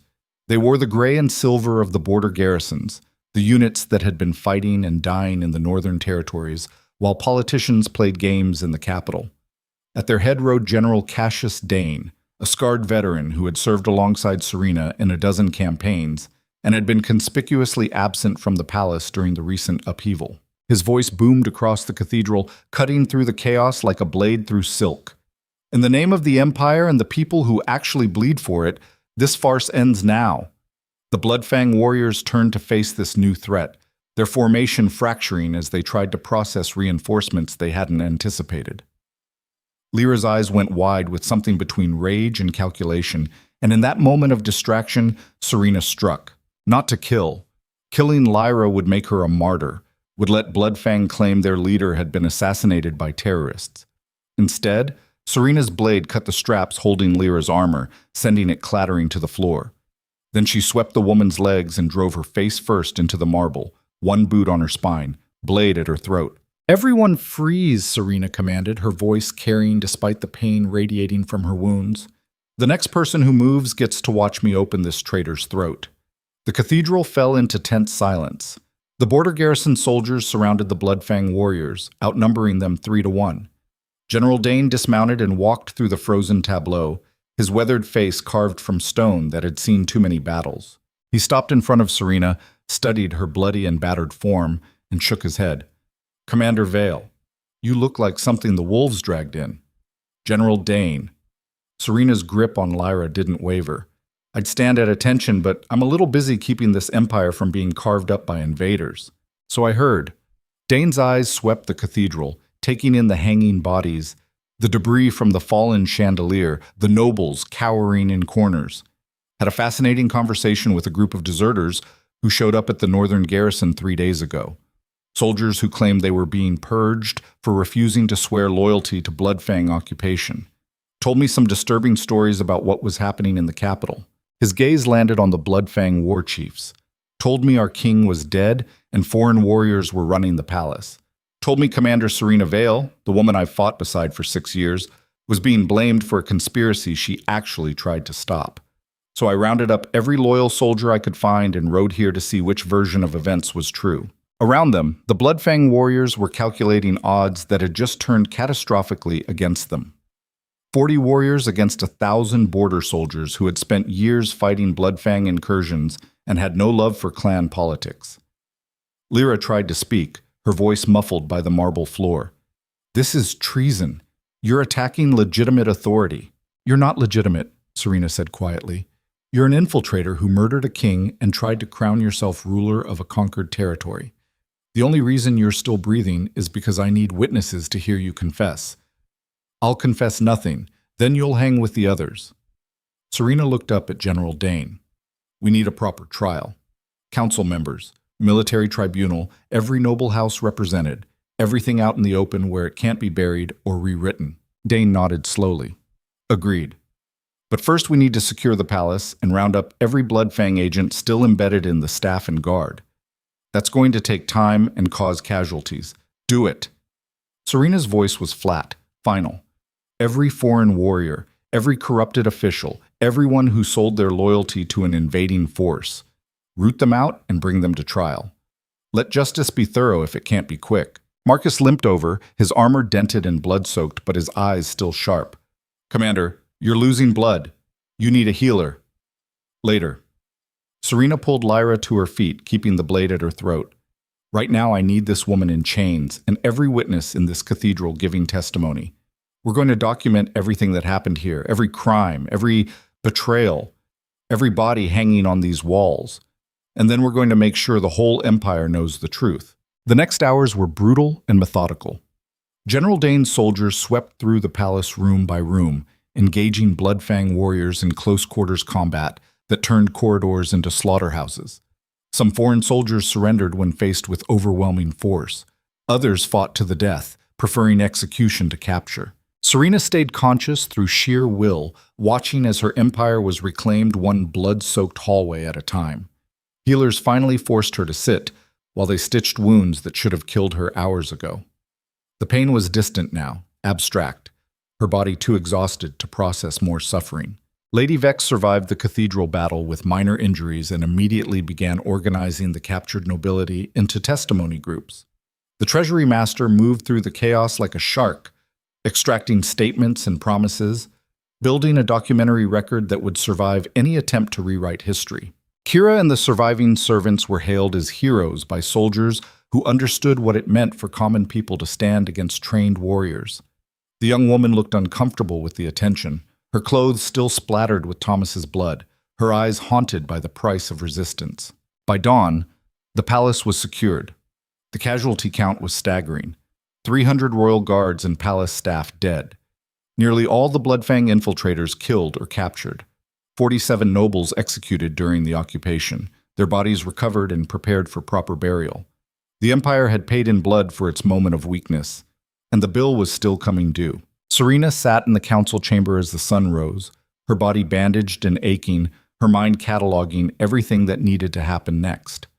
Around the table sat the surviving council members, General Dane, Lady Vex, and a dozen military commanders who had answered the call to retake the capital.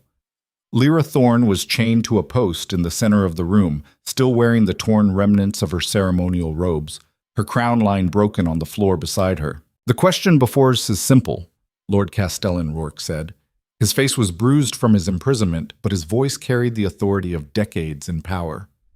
"What do we do now? The king is dead. The chain of succession is unclear. The empire is fractured, and every vassal territory will be watching to see if we can hold together or if we collapse into civil war. We need a ruler," Lady Ashwin added. "Someone strong enough to unite the military, politically savvy enough to manage the council, and clean enough of this conspiracy that the people will accept their authority." Every eye in the room turned to Serena. She felt the weight of their expectations like physical pressure, crushing and inescapable.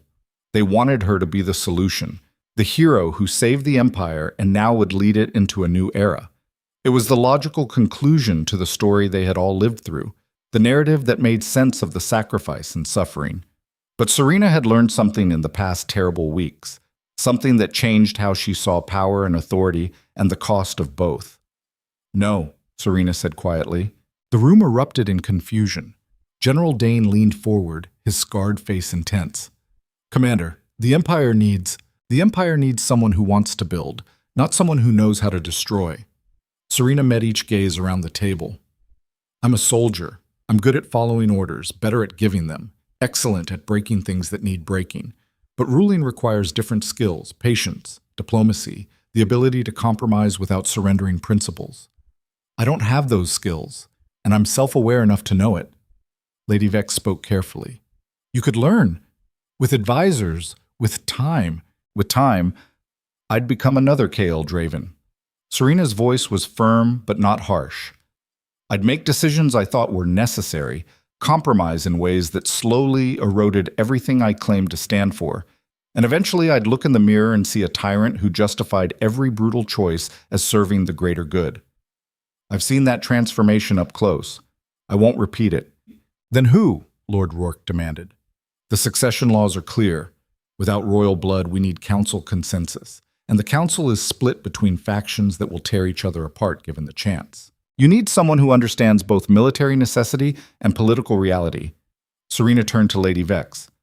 Someone who's proven they can manage complex systems, who has the respect of the treasury and merchant guilds, who's never sought power for its own sake, but is willing to shoulder the burden when necessary. Lady Vex's eyes widened. You can't be serious. You survived the conspiracy, exposed corruption in the treasury, and risked execution to stand with me when easier paths were available. Serena's expression was steady. You're as qualified as anyone in this room, and more importantly, you understand that ruling is service, not privilege. I'm not a warrior. Lady Vex's protest sounded weak even to herself. The military will accept whoever can keep them fed, equipped, and not thrown into pointless wars. General Dane's voice cut through the debate. Commander Vale's right. We don't need another warrior king. We need someone who can rebuild what was broken, heal what was damaged, and prevent this kind of infiltration from ever happening again. The council members exchanged glances, calculations visible on their faces. They were politicians, always measuring angles and advantages, but Serena could see reluctant acceptance settling over them. Lady Vex wasn't anyone's first choice, but she was everyone's acceptable compromise, and in politics, that was often more valuable than being someone's favorite. There will need to be reforms, Lady Ashwin said carefully. The succession laws, the council structure, oversight for foreign agents. If we're rebuilding, we do it properly. Agreed, Serena said, and trials for everyone involved in the conspiracy. Not show trials, not political theater, real justice, with evidence and testimony and consequences that match crimes. Lyra finally spoke from her chains, her voice bitter. You'll execute me. Make me the villain so everyone else can pretend they're innocent. You'll stand trial for murdering King Kael Draven, for infiltrating the palace with the intent to overthrow legitimate government, and for orchestrating the deaths of imperial citizens. Serena's tone was flat, factual. If you're convicted, you'll be executed.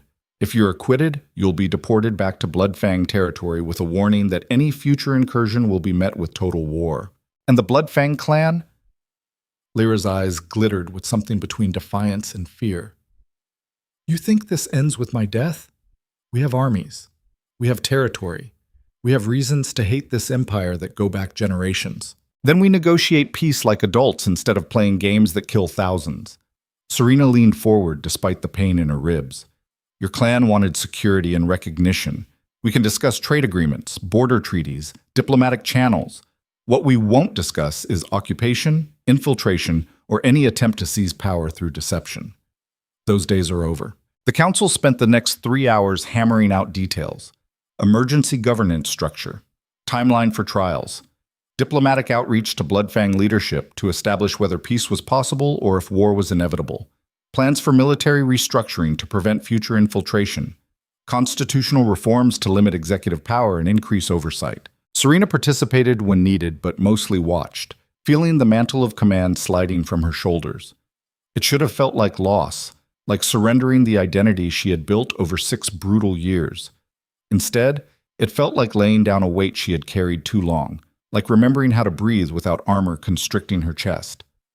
When the meeting finally adjourned, General Dane caught her in the hallway. You're making a mistake, the old soldier said quietly. The Empire needs you. The Empire needs to learn it can function without depending on one person to solve every crisis. Serena met his eyes. That's how we ended up with Kael. That's how we nearly lost everything. So what will you do? Dane's scarred face was troubled. You're not the type to retire to a farm and raise sheep. I'm going back to the Northern Territories. Serena's decision had been forming through the long night of fighting and revelation. The border garrisons need rebuilding. The soldiers who rode here with you left positions that need filling, and someone needs to establish diplomatic contact with Bloodfang leadership before hotheads on either side turn this ceasefire into another war. You're talking about years of work. Dane shook his head. Dangerous, thankless work that will probably get you killed. So exactly what I've been doing all along. Serena's smile was faint but genuine. The difference is, this time I'm doing it because I choose to, not because some king ordered me to. That makes all the difference. Dane studied her for a long moment, then nodded slowly. You need soldiers. You know where to find me. Appreciated, General. After he left, Serena made her way through the palace one final time.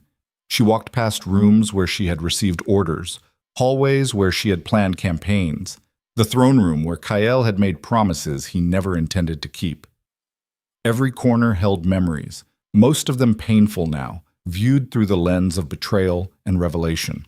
She found Marcus in the barracks, supervising the housing of border garrison soldiers who had nowhere else to go. The old warrior's injuries were severe but not fatal, his body held together by bandages and stubborn refusal to die. "You're leaving," Marcus said without preamble. "Tomorrow morning." Serena leaned against the doorframe, her own wounds making standing difficult. The Northern Territories need someone who knows the terrain and the people. "I figure I've earned some time away from politics." Marcus grunted. "I'm coming with you. You're retiring. The council voted you a pension. You could actually rest for the first time in 30 years. "I could." The old warrior's grin was sharp. "But I'd be bored in a week. Besides, someone needs to make sure you don't get yourself killed doing something noble and stupid." Serena felt something warm and unexpected in her chest. Gratitude, maybe, or just the recognition that some loyalties survived even when everything else burned down. Pack light. "We leave at dawn." The trial of Lyra Thorne took 3 days. Every noble in the capital attended, along with representatives from every major clan and territory. The proceedings were public, documented by scribes whose records would become official history, witnessed by hundreds who would carry the story to every corner of the empire. Serena testified on the second day, recounting everything from the Moonfire banquet to the cathedral confrontation.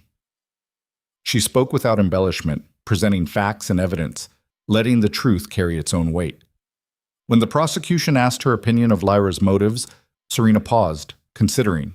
She wanted what we all want: security for her people, recognition for her clan, an end to wars that had bled her homeland for generations. Serena's voice was steady, but she chose methods that turned legitimate grievances into crimes. She used deception instead of diplomacy, murder instead of negotiation, and in doing so she poisoned any possibility of the peace she claimed to seek. Lyra's defense was that she had acted on orders from Bloodfang leadership, that she was a soldier following commands. The tribunal considered this argument and rejected it. Individual responsibility mattered, they ruled, especially when the individual held power over life and death. The verdict was unanimous. Guilty on all charges. Execution by beheading, to be carried out at dawn. Serena visited Lyra's cell the night before the execution. The condemned woman sat on a stone bench, her aristocratic bearing intact despite the chains and impending death. When she saw Serena, something flickered in her eyes that might have been respect. "Come to gloat?" Lyra asked. "Come to understand." Serena remained standing, her body still healing but functional. "You could have been a diplomat, could have negotiated real peace between Bloodfang and the Empire. You had the intelligence, the connections, the skills. Why choose infiltration and murder?" Lyra was quiet for a long moment, because talking doesn't work when the other side views you as less than human. "My clan tried diplomacy for decades. Every treaty was broken. Every agreement violated the moment it became inconvenient. Words only matter when both sides believe the other deserves to exist. So you decided to prove you deserved existence through conquest. I decided to take what would never be given freely." Lyra's smile was bitter. "You understand that. You fought for recognition too. The difference is you were born on the right side of the border. The difference is I tried to build instead of destroy." Serena shook her head. "You had power, Lyra, real power. You could have used it to forge something new, to bridge the gap between empires. Instead, you used it to bury the gap under corpses. History will decide which of us was right. History will remember you were hanged as a traitor." Serena turned to leave. "For what it's worth, I'm sorry it came to this. Not sorry you're being executed for crimes you committed. Sorry that the world is broken in ways that made you think this was your only option." She left Lyra in the darkness, knowing those would be the last words they ever exchanged. The execution drew thousands of spectators. Serena watched from the palace walls, unable to look away even though everything in her wanted to. When the blade fell, she felt no satisfaction, no sense of justice served. Just exhaustion and the knowledge that this chapter was finally ending. Lady Vex was crowned in a ceremony deliberately designed to contrast with Lyra's attempted coronation. No foreign warriors, no hanging bodies, no atmosphere of fear and domination. Just a simple transfer of authority witnessed by citizens and nobles alike, with vows to serve rather than rule, to listen rather than command. Serena attended in her dress uniform, medals she had never wanted displayed on her chest. When the new queen called her forward to receive honors for service to the empire, Serena accepted because refusing would have been a different kind of arrogance. But when the ceremony ended and the celebration began, Serena slipped away. She had said her goodbyes, settled her affairs, and prepared for the long road north to territories that needed rebuilding more than they needed heroes. Marcus found her at the city gates as the sun set, 2 horses packed and ready. The old warrior looked as tired as Serena felt, but his eyes held the same determination that had carried them through 6 years of battles. "You ready for this?" Marcus asked. "No." Serena swung into the saddle, her wounds protesting but manageable. "But that's never stopped us before." They rode north as darkness fell, leaving the capital behind.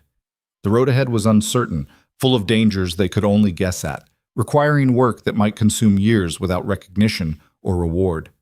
It was exactly the kind of mission that got soldiers killed in footnotes of history books no one would read.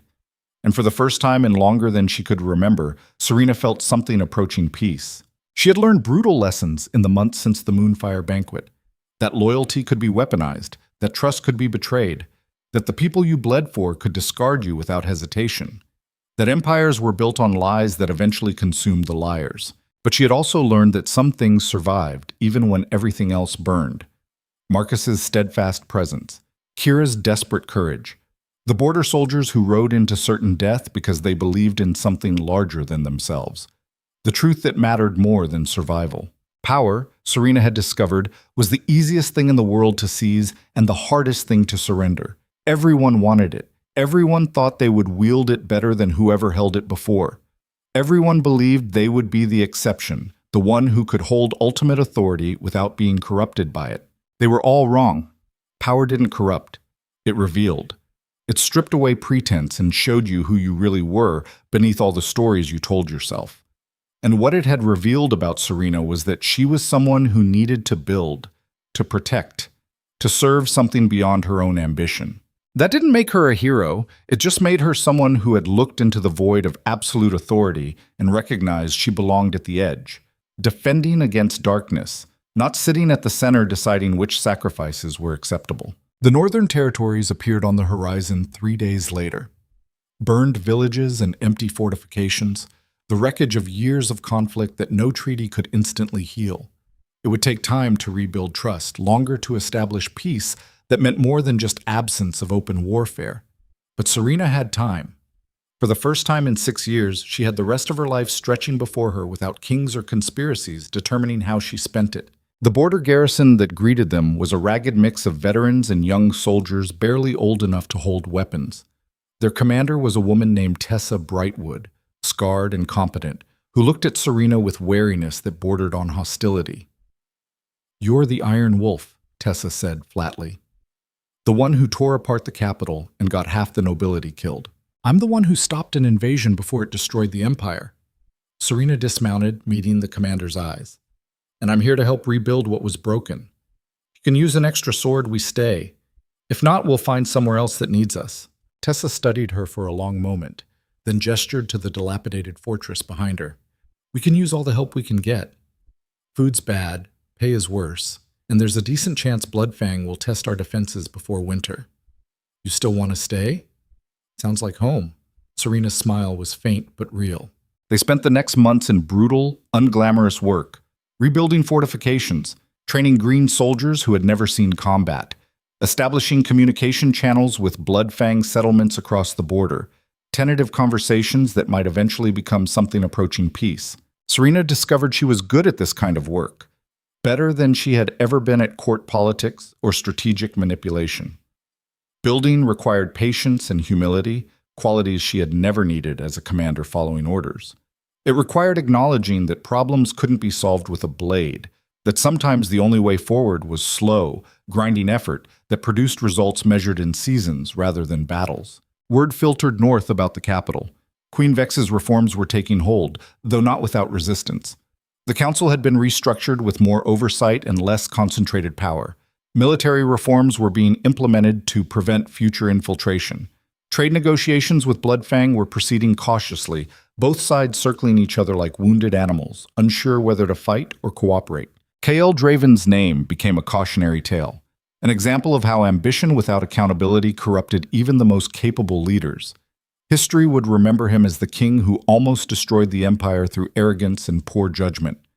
It was a harsh epitaph for a man who had genuinely believed he was serving his kingdom. Serena thought about him sometimes, in the quiet moments between crises.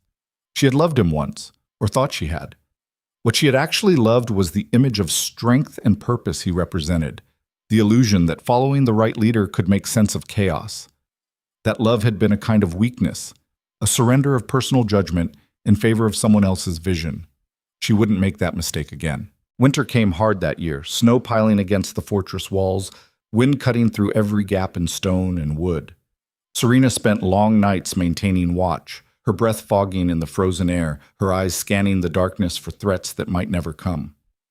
One night, Marcus joined her on the wall, 2 cups of something that claimed to be coffee but tasted like burned dirt and regret. "You ever wonder what would have happened if we'd just stayed out of it?" the old warrior asked. "If we'd ignored the conspiracy, let Kale and Bloodfang play their games and focused on surviving all the time." Serena accepted the cup, grateful for the warmth, if not the taste. But then I remember the bodies hanging in the cathedral, the soldiers who died believing they were defending an empire that had already been sold, the servants who risked everything because they had no one else to stand for them. We could have survived by staying silent. But surviving isn't the same as living. Philosophy from a woman who once told me thinking was the enemy of action. I was younger then. Serena's smile was faint, stupider. I thought strength meant never questioning orders, that loyalty required surrendering judgment. I was wrong about a lot of things. "You were never stupid," Marcus said quietly. "You were betrayed. There's a difference." They stood in comfortable silence, watching the stars wheel overhead. In the distance, lights flickered in Bloodfang settlements, families going about their lives, unaware or uncaring about the politics that had nearly consumed 2 empires. "You think peace is possible?" Serena asked. "Real peace? Not just an absence of war. I think people want to live more than they want to fight." Marcus's voice was thoughtful. "The problem is always the ones who gain power by keeping conflicts alive. Remove them, and most people would rather trade than murder their neighbors. Then that's what we work toward. Building connections that make war unprofitable. Creating relationships that survive political shifts. Slow work, boring work. The kind that actually changes things." Spring brought Bloodfang diplomats to the border fortress, representatives sent to discuss formal treaties and establish trade routes. Serena participated in the negotiations, her presence both complication and asset. She was the woman who had stopped their infiltration, who had exposed their conspiracy and fought their warriors in the cathedral. Some Bloodfang representatives viewed her as an enemy. Others saw her as someone who understood the cost of conflict and might genuinely seek alternatives. The negotiations were difficult, full of old grievances and mutual suspicion, but they continued, day after grinding day, with translators and mediators working through issues that had festered for generations. One evening, after a particularly contentious session, the lead Bloodfang diplomat approached Serena privately. Her name was Mira Thornhart, a middle-aged woman whose scars suggested she had been a warrior before becoming a negotiator. "You killed Lyra Thorne," Mira said without preamble. "I stopped her from crowning herself ruler of a conquered empire." Serena met the woman's eyes. "If that's a problem, we should address it now." Mira was quiet for a moment. "Lyra was my sister." The revelation hung between them like a blade. Serena's hand didn't move toward her weapon, but her body tensed, ready for violence that might come from any direction. "I'm sorry," Serena said finally. Sorry she felt the only path forward was infiltration and murder. Sorry she's dead. Sorry that the world is broken in ways that make family members into enemies. "Are you sorry you stopped her?" "No." Serena's voice was firm. What she was doing would have led to a war that killed thousands. "I'd make the same choice again." Mira nodded slowly. "Good. I didn't come here looking for apologies or revenge. I came because my clan needs to know if peace is possible with someone who understands that sometimes killing is necessary but isn't eager to make it the first solution. I think it's possible. Serena gestured to the fortress, the border, the territories stretching in both directions. But it requires both sides actually wanting peace more than they want to win. That's harder than any battle. Then let's see if we can manage the hard thing. The treaty they eventually hammered out wasn't perfect. It gave neither side everything they wanted, which was how Serena knew it might actually work. Compromises that left everyone slightly dissatisfied meant no one had been completely crushed, which created space for future cooperation instead of resentment festering toward revenge. News of the border treaty spread through the empire slowly. Some celebrated it as evidence that Queen Vex's reforms were working. Others denounced it as weakness, surrendering hard-won territory to former enemies. Serena ignored both reactions, focused on the practical work of implementing agreements and building infrastructure that would make peace self-sustaining. Years passed. The fortress became less military outpost and more administrative center, a place where disputes were resolved through negotiation instead of combat. Serena's reputation evolved from the Iron Wolf to something more complex, a figure associated with both ruthless violence and patient diplomacy, depending on which stories you believed. She trained young officers in the realities of command, teaching them lessons about loyalty and betrayal that weren't found in any military manual. She mediated disputes between border communities, using hard-won understanding of how quickly misunderstanding could escalate into violence. She built relationships with Bloodfang leaders based on mutual respect rather than subordination or dominance. And slowly, almost imperceptibly, the border changed from a wound that wouldn't heal into something approaching healthy scar tissue. Still visible, still marking where trauma had occurred, but no longer bleeding, no longer threatening to tear open with every stress. Marcus died in his sleep during Serena's 8th year at the border, his body finally surrendering to decades of accumulated damage.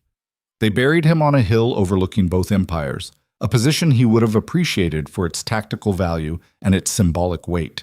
Serena stood over the grave long after the ceremony ended, trying to find words for grief that felt both overwhelming and strangely peaceful. Marcus had lived the life he chose, died surrounded by people who respected him, and left behind a legacy measured in lives saved rather than enemies destroyed. It was a better ending than most warriors got. When Queen Vex visited the border fortress 10 years after taking the throne, she found an operation that barely resembled the military outpost it had been. The fortifications were maintained but softened by market stalls and merchant caravans. Guards still patrolled, but they spent more time managing trade disputes than fighting invaders. "You've built something remarkable here," the queen said, standing beside Serena on the fortress walls, a model for what the rest of the empire could become. "I've built something functional." Serena's hair was longer now, streaked with gray she hadn't earned through age but through stress and survival. Whether it's remarkable depends on whether it lasts after I'm gone. Which brings me to why I'm here. Vex turned to face her fully. "The council wants you to return to the capital. Take a position as strategic advisor. Help implement these border policies across all imperial territories." Serena had been expecting this conversation for years, had prepared her answer through countless versions and revisions. "No." Vex's eyebrow rose. "Just no? No consideration? No negotiation?" "I'm not a politician, Your Majesty. I'm someone who knows how to build things in places where everyone else has given up. That's valuable here. In the capital, surrounded by people who want to use my reputation for their own agendas, I'd be useless at best and destructive at worst. You underestimate yourself. I've spent 10 years learning my actual value." Serena's smile was faint. "That's not underestimation. It's honesty." Vex studied her for a long moment, then nodded. "Very well. But know that the offer stands. If you ever change your mind, the Empire will find a place for you. The Empire doesn't need me." That was the truth Serena had learned through years of hard work and harder reflection. It needs people like Kira, who risk everything because no one else will. Like Marcus, who serve without needing recognition. Like Tessa Brightwood, and 1,000 other competent professionals who do their jobs without requiring they be the hero of every story. Empires that depend on individuals fail when those individuals fall. We built something better here. Something that survives because systems work, not because one person holds everything together through force of will. That's a dangerous philosophy for a former commander. It's the only philosophy that lasts. After Vex left, Serena returned to her quarters and found a letter waiting. No seal, no official markings, just a folded piece of paper left on her desk. She opened it carefully, old instincts never fully sleeping. The handwriting was elegant, educated, unfamiliar. Commander Vale, you don't know me, but I knew Lyra Thorne before she became the monster history remembers. She was my friend, my mentor, someone who taught me that strength could be gentle and power could be used to protect. What she became in the end broke something in me I'm still trying to repair. I write because I need you to know she wasn't always a villain. She was someone who loved her people enough to sacrifice everything, including her own humanity. That doesn't excuse her crimes. It just means the story is more complicated than heroes and villains. I think you understand that. I think maybe you're the only person in the Empire who could understand. There's no response expected. I just needed someone to know the truth. The letter was unsigned. Serena read it 3 times, then carefully folded it and placed it in the chest where she kept things that mattered. Medals she had been awarded, letters from soldiers she had commanded, a piece of the broken crown Lyra had worn in the cathedral. She didn't keep these items out of pride or sentimentality. She kept them as reminders that every choice created consequences, that power came with costs that couldn't be calculated in advance, that the line between hero and villain was drawn by survivors with their own agendas. The next morning, Serena resumed her work. There were trade disputes to mediate, young soldiers to train, fortifications to inspect. Ordinary tasks that added up to something extraordinary only when viewed from a distance most people never achieved. She was 53 years old when the Empire celebrated 20 years of peace with Bloodfang. The anniversary brought ceremonies and speeches, politicians praising themselves for wisdom they had opposed at the time. Serena didn't attend the capital celebrations. She marked the occasion by hosting a dinner at the border fortress, inviting commanders from both sides to share food and stories. Mira Thornhart attended, older now but still sharp, still carrying the weight of her sister's legacy. They had become something approaching friends over the years, united by the understanding that peace was harder and more valuable than war. "Do you think Lyra would have been proud?" Mira asked late in the evening after most guests had departed. "Of what we've built here. The cooperation, the trade, the fact that our people don't automatically reach for weapons when they see each other." Serena considered the question carefully. "I think she would have seen it as vindication, proof that her people deserved respect and recognition. Whether she would have been proud of the methods we used to get here, I can't say. She believed in faster solutions. She believed in dramatic solutions." Mira's smile was sad. Lyra was always drawn to grand gestures, sweeping changes that would remake the world overnight. She never had the patience for the slow work you do here. The slow work is what lasts. I know. That's why I keep coming back. To remind myself that her death wasn't meaningless. That the peace we've built honors what she wanted, even if it condemns how she tried to achieve it. They sat in comfortable silence, 2 women who had been enemies and became reluctant collaborators, and finally something more complex than either word captured. When Serena was 61 years old, she received word that Queen Vex had died peacefully in her sleep, surrounded by advisors and friends, having ruled for 28 years that historians would call the Empire's second foundation. The funeral drew representatives from across the known world, a testament to the stability and respect the Empire had rebuilt under her leadership. Serena attended, wearing her dress uniform one final time, medals and honors she had earned displayed on a chest that had survived battles and betrayals and time itself. She stood among the crowd of dignitaries and common citizens, listening to speeches about the Queen's wisdom and vision and tireless service. When the ceremony concluded and people dispersed, Serena found herself alone at the tomb, staring at the inscription that would define Lady Morgana Vex for future generations. She served. 2 words that carried more weight than any lengthy epitaph. Kira approached from behind, no longer the frightened servant girl, but a respected leader of the capital's merchant guild. She had aged well, her face lined but strong, her eyes still carrying the determination that had made her risk everything in the cathedral. "You should be up there," Kira said quietly, gesturing to where nobles and officials were being honored for their service. "You were as responsible for this peace as anyone. I was responsible for surviving long enough to see it." Serena's voice was reflective, not bitter. There's a difference between being present and being essential. The Empire would have found peace eventually. It didn't need me specifically. It just needed someone stubborn enough to keep working after everyone else gave up. That's selling yourself short. That's understanding my place in a story larger than any individual. They walked through the Capitol together, and Serena was struck by how much had changed. Buildings rebuilt, streets expanded, a vibrancy that spoke of genuine prosperity rather than the desperate energy of a kingdom barely holding together. The empire had healed in ways she hadn't quite let herself believe were possible. "Do you have regrets?" Kira asked as they paused in a plaza where a fountain celebrated the border treaties. "Hundreds." Serena's smile was faint. "People I couldn't save. Choices I made that hurt innocent people. The years I wasted believing loyalty meant surrendering judgment, but regret is just the price of living long enough to develop better judgment. I don't wish I could go back and change things. I wish I had understood sooner what was actually worth fighting for." And what is that? The chance for people to build lives that don't require them to be heroes or villains. Just people making the best choices they can with imperfect information and hoping it's enough. That's not very dramatic. Serena's laugh was genuine. No, but it's honest. She returned to the border fortress for the last time that winter. Her body was failing in ways that combat couldn't damage and time wouldn't forgive. The healers gave her maybe a year, possibly less, and she accepted their prognosis with the same pragmatic acknowledgement she had brought to every other challenge. Tessa Brightwood had taken over primary command years ago, managing the fortress with the same competent professionalism she brought to everything. She sat with Serena on the walls one final time, watching the sun set over territories that had been battlefields and were now something approaching home. "You're not afraid," Tessa observed. "I'm terrified." Serena's voice was steady despite the admission. "But not of dying. I'm afraid I won't have tied up all the loose ends, that some problem will emerge after I'm gone and the people here won't know how to solve it. We'll figure it out. That's what you taught us.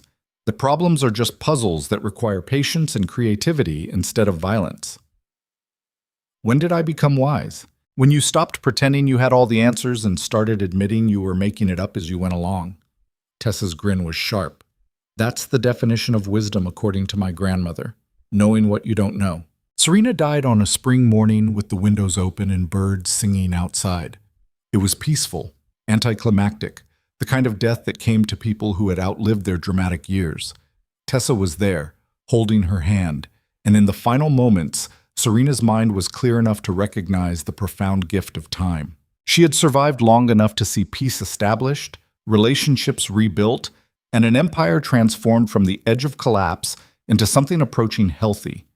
She had made mistakes and paid prices and learned lessons that came too late to save everyone, but soon enough to matter. It was enough. They buried her beside Marcus on the hill overlooking both empires. The gravestone was simple, lacking the elaborate inscriptions reserved for nobles and royalty. Serena Vale, Commander, Builder. She endured. 3 words that captured a life spent in service to something larger than herself, defined not by the dramatic moments history remembered, but by the patient work history forgot. Years later, students of military history would study her campaigns with clinical interest, analyzing tactics and decisions. Diplomats would reference the border treaties as examples of successful negotiation under difficult circumstances. Politicians would invoke her name when arguing for reform or caution or a dozen other agendas she would have found amusing. But the people who actually remembered her were the ones she had worked beside, soldiers she had trained, diplomats she had mentored, community leaders who had watched her mediate disputes with patience that bordered on superhuman.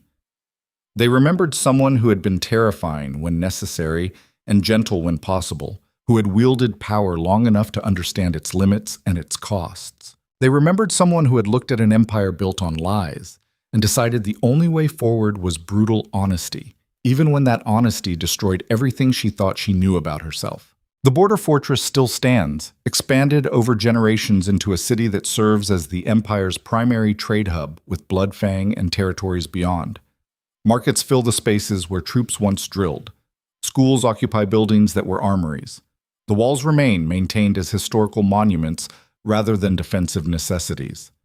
And on the hill overlooking everything, 2 graves mark the people who turned a battlefield into a foundation for peace. Some stories end with dramatic victories or tragic defeats. This one ends with the quiet triumph of work that mattered, choices that cost everything. and the understanding that true strength lies not in dominating others, but in building systems that survive after heroes have fallen. The empire Serena Vale fought for transformed into something she barely recognized by the end. But in that transformation, in the slow grinding work of turning enemies into partners and suspicion into trust, she found the purpose that had eluded her during all the years of following orders and seeking approval. She learned that loyalty meant questioning, that service required judgment, that strength came from acknowledging vulnerability rather than pretending invincibility. She learned that the empire didn't need weapons who never asked why they were being pointed at targets. It needed people willing to look at terrible situations and ask whether there might be a better way, even when better meant harder, slower, less certain of success. Most importantly, she learned that redemption wasn't a dramatic moment of transformation.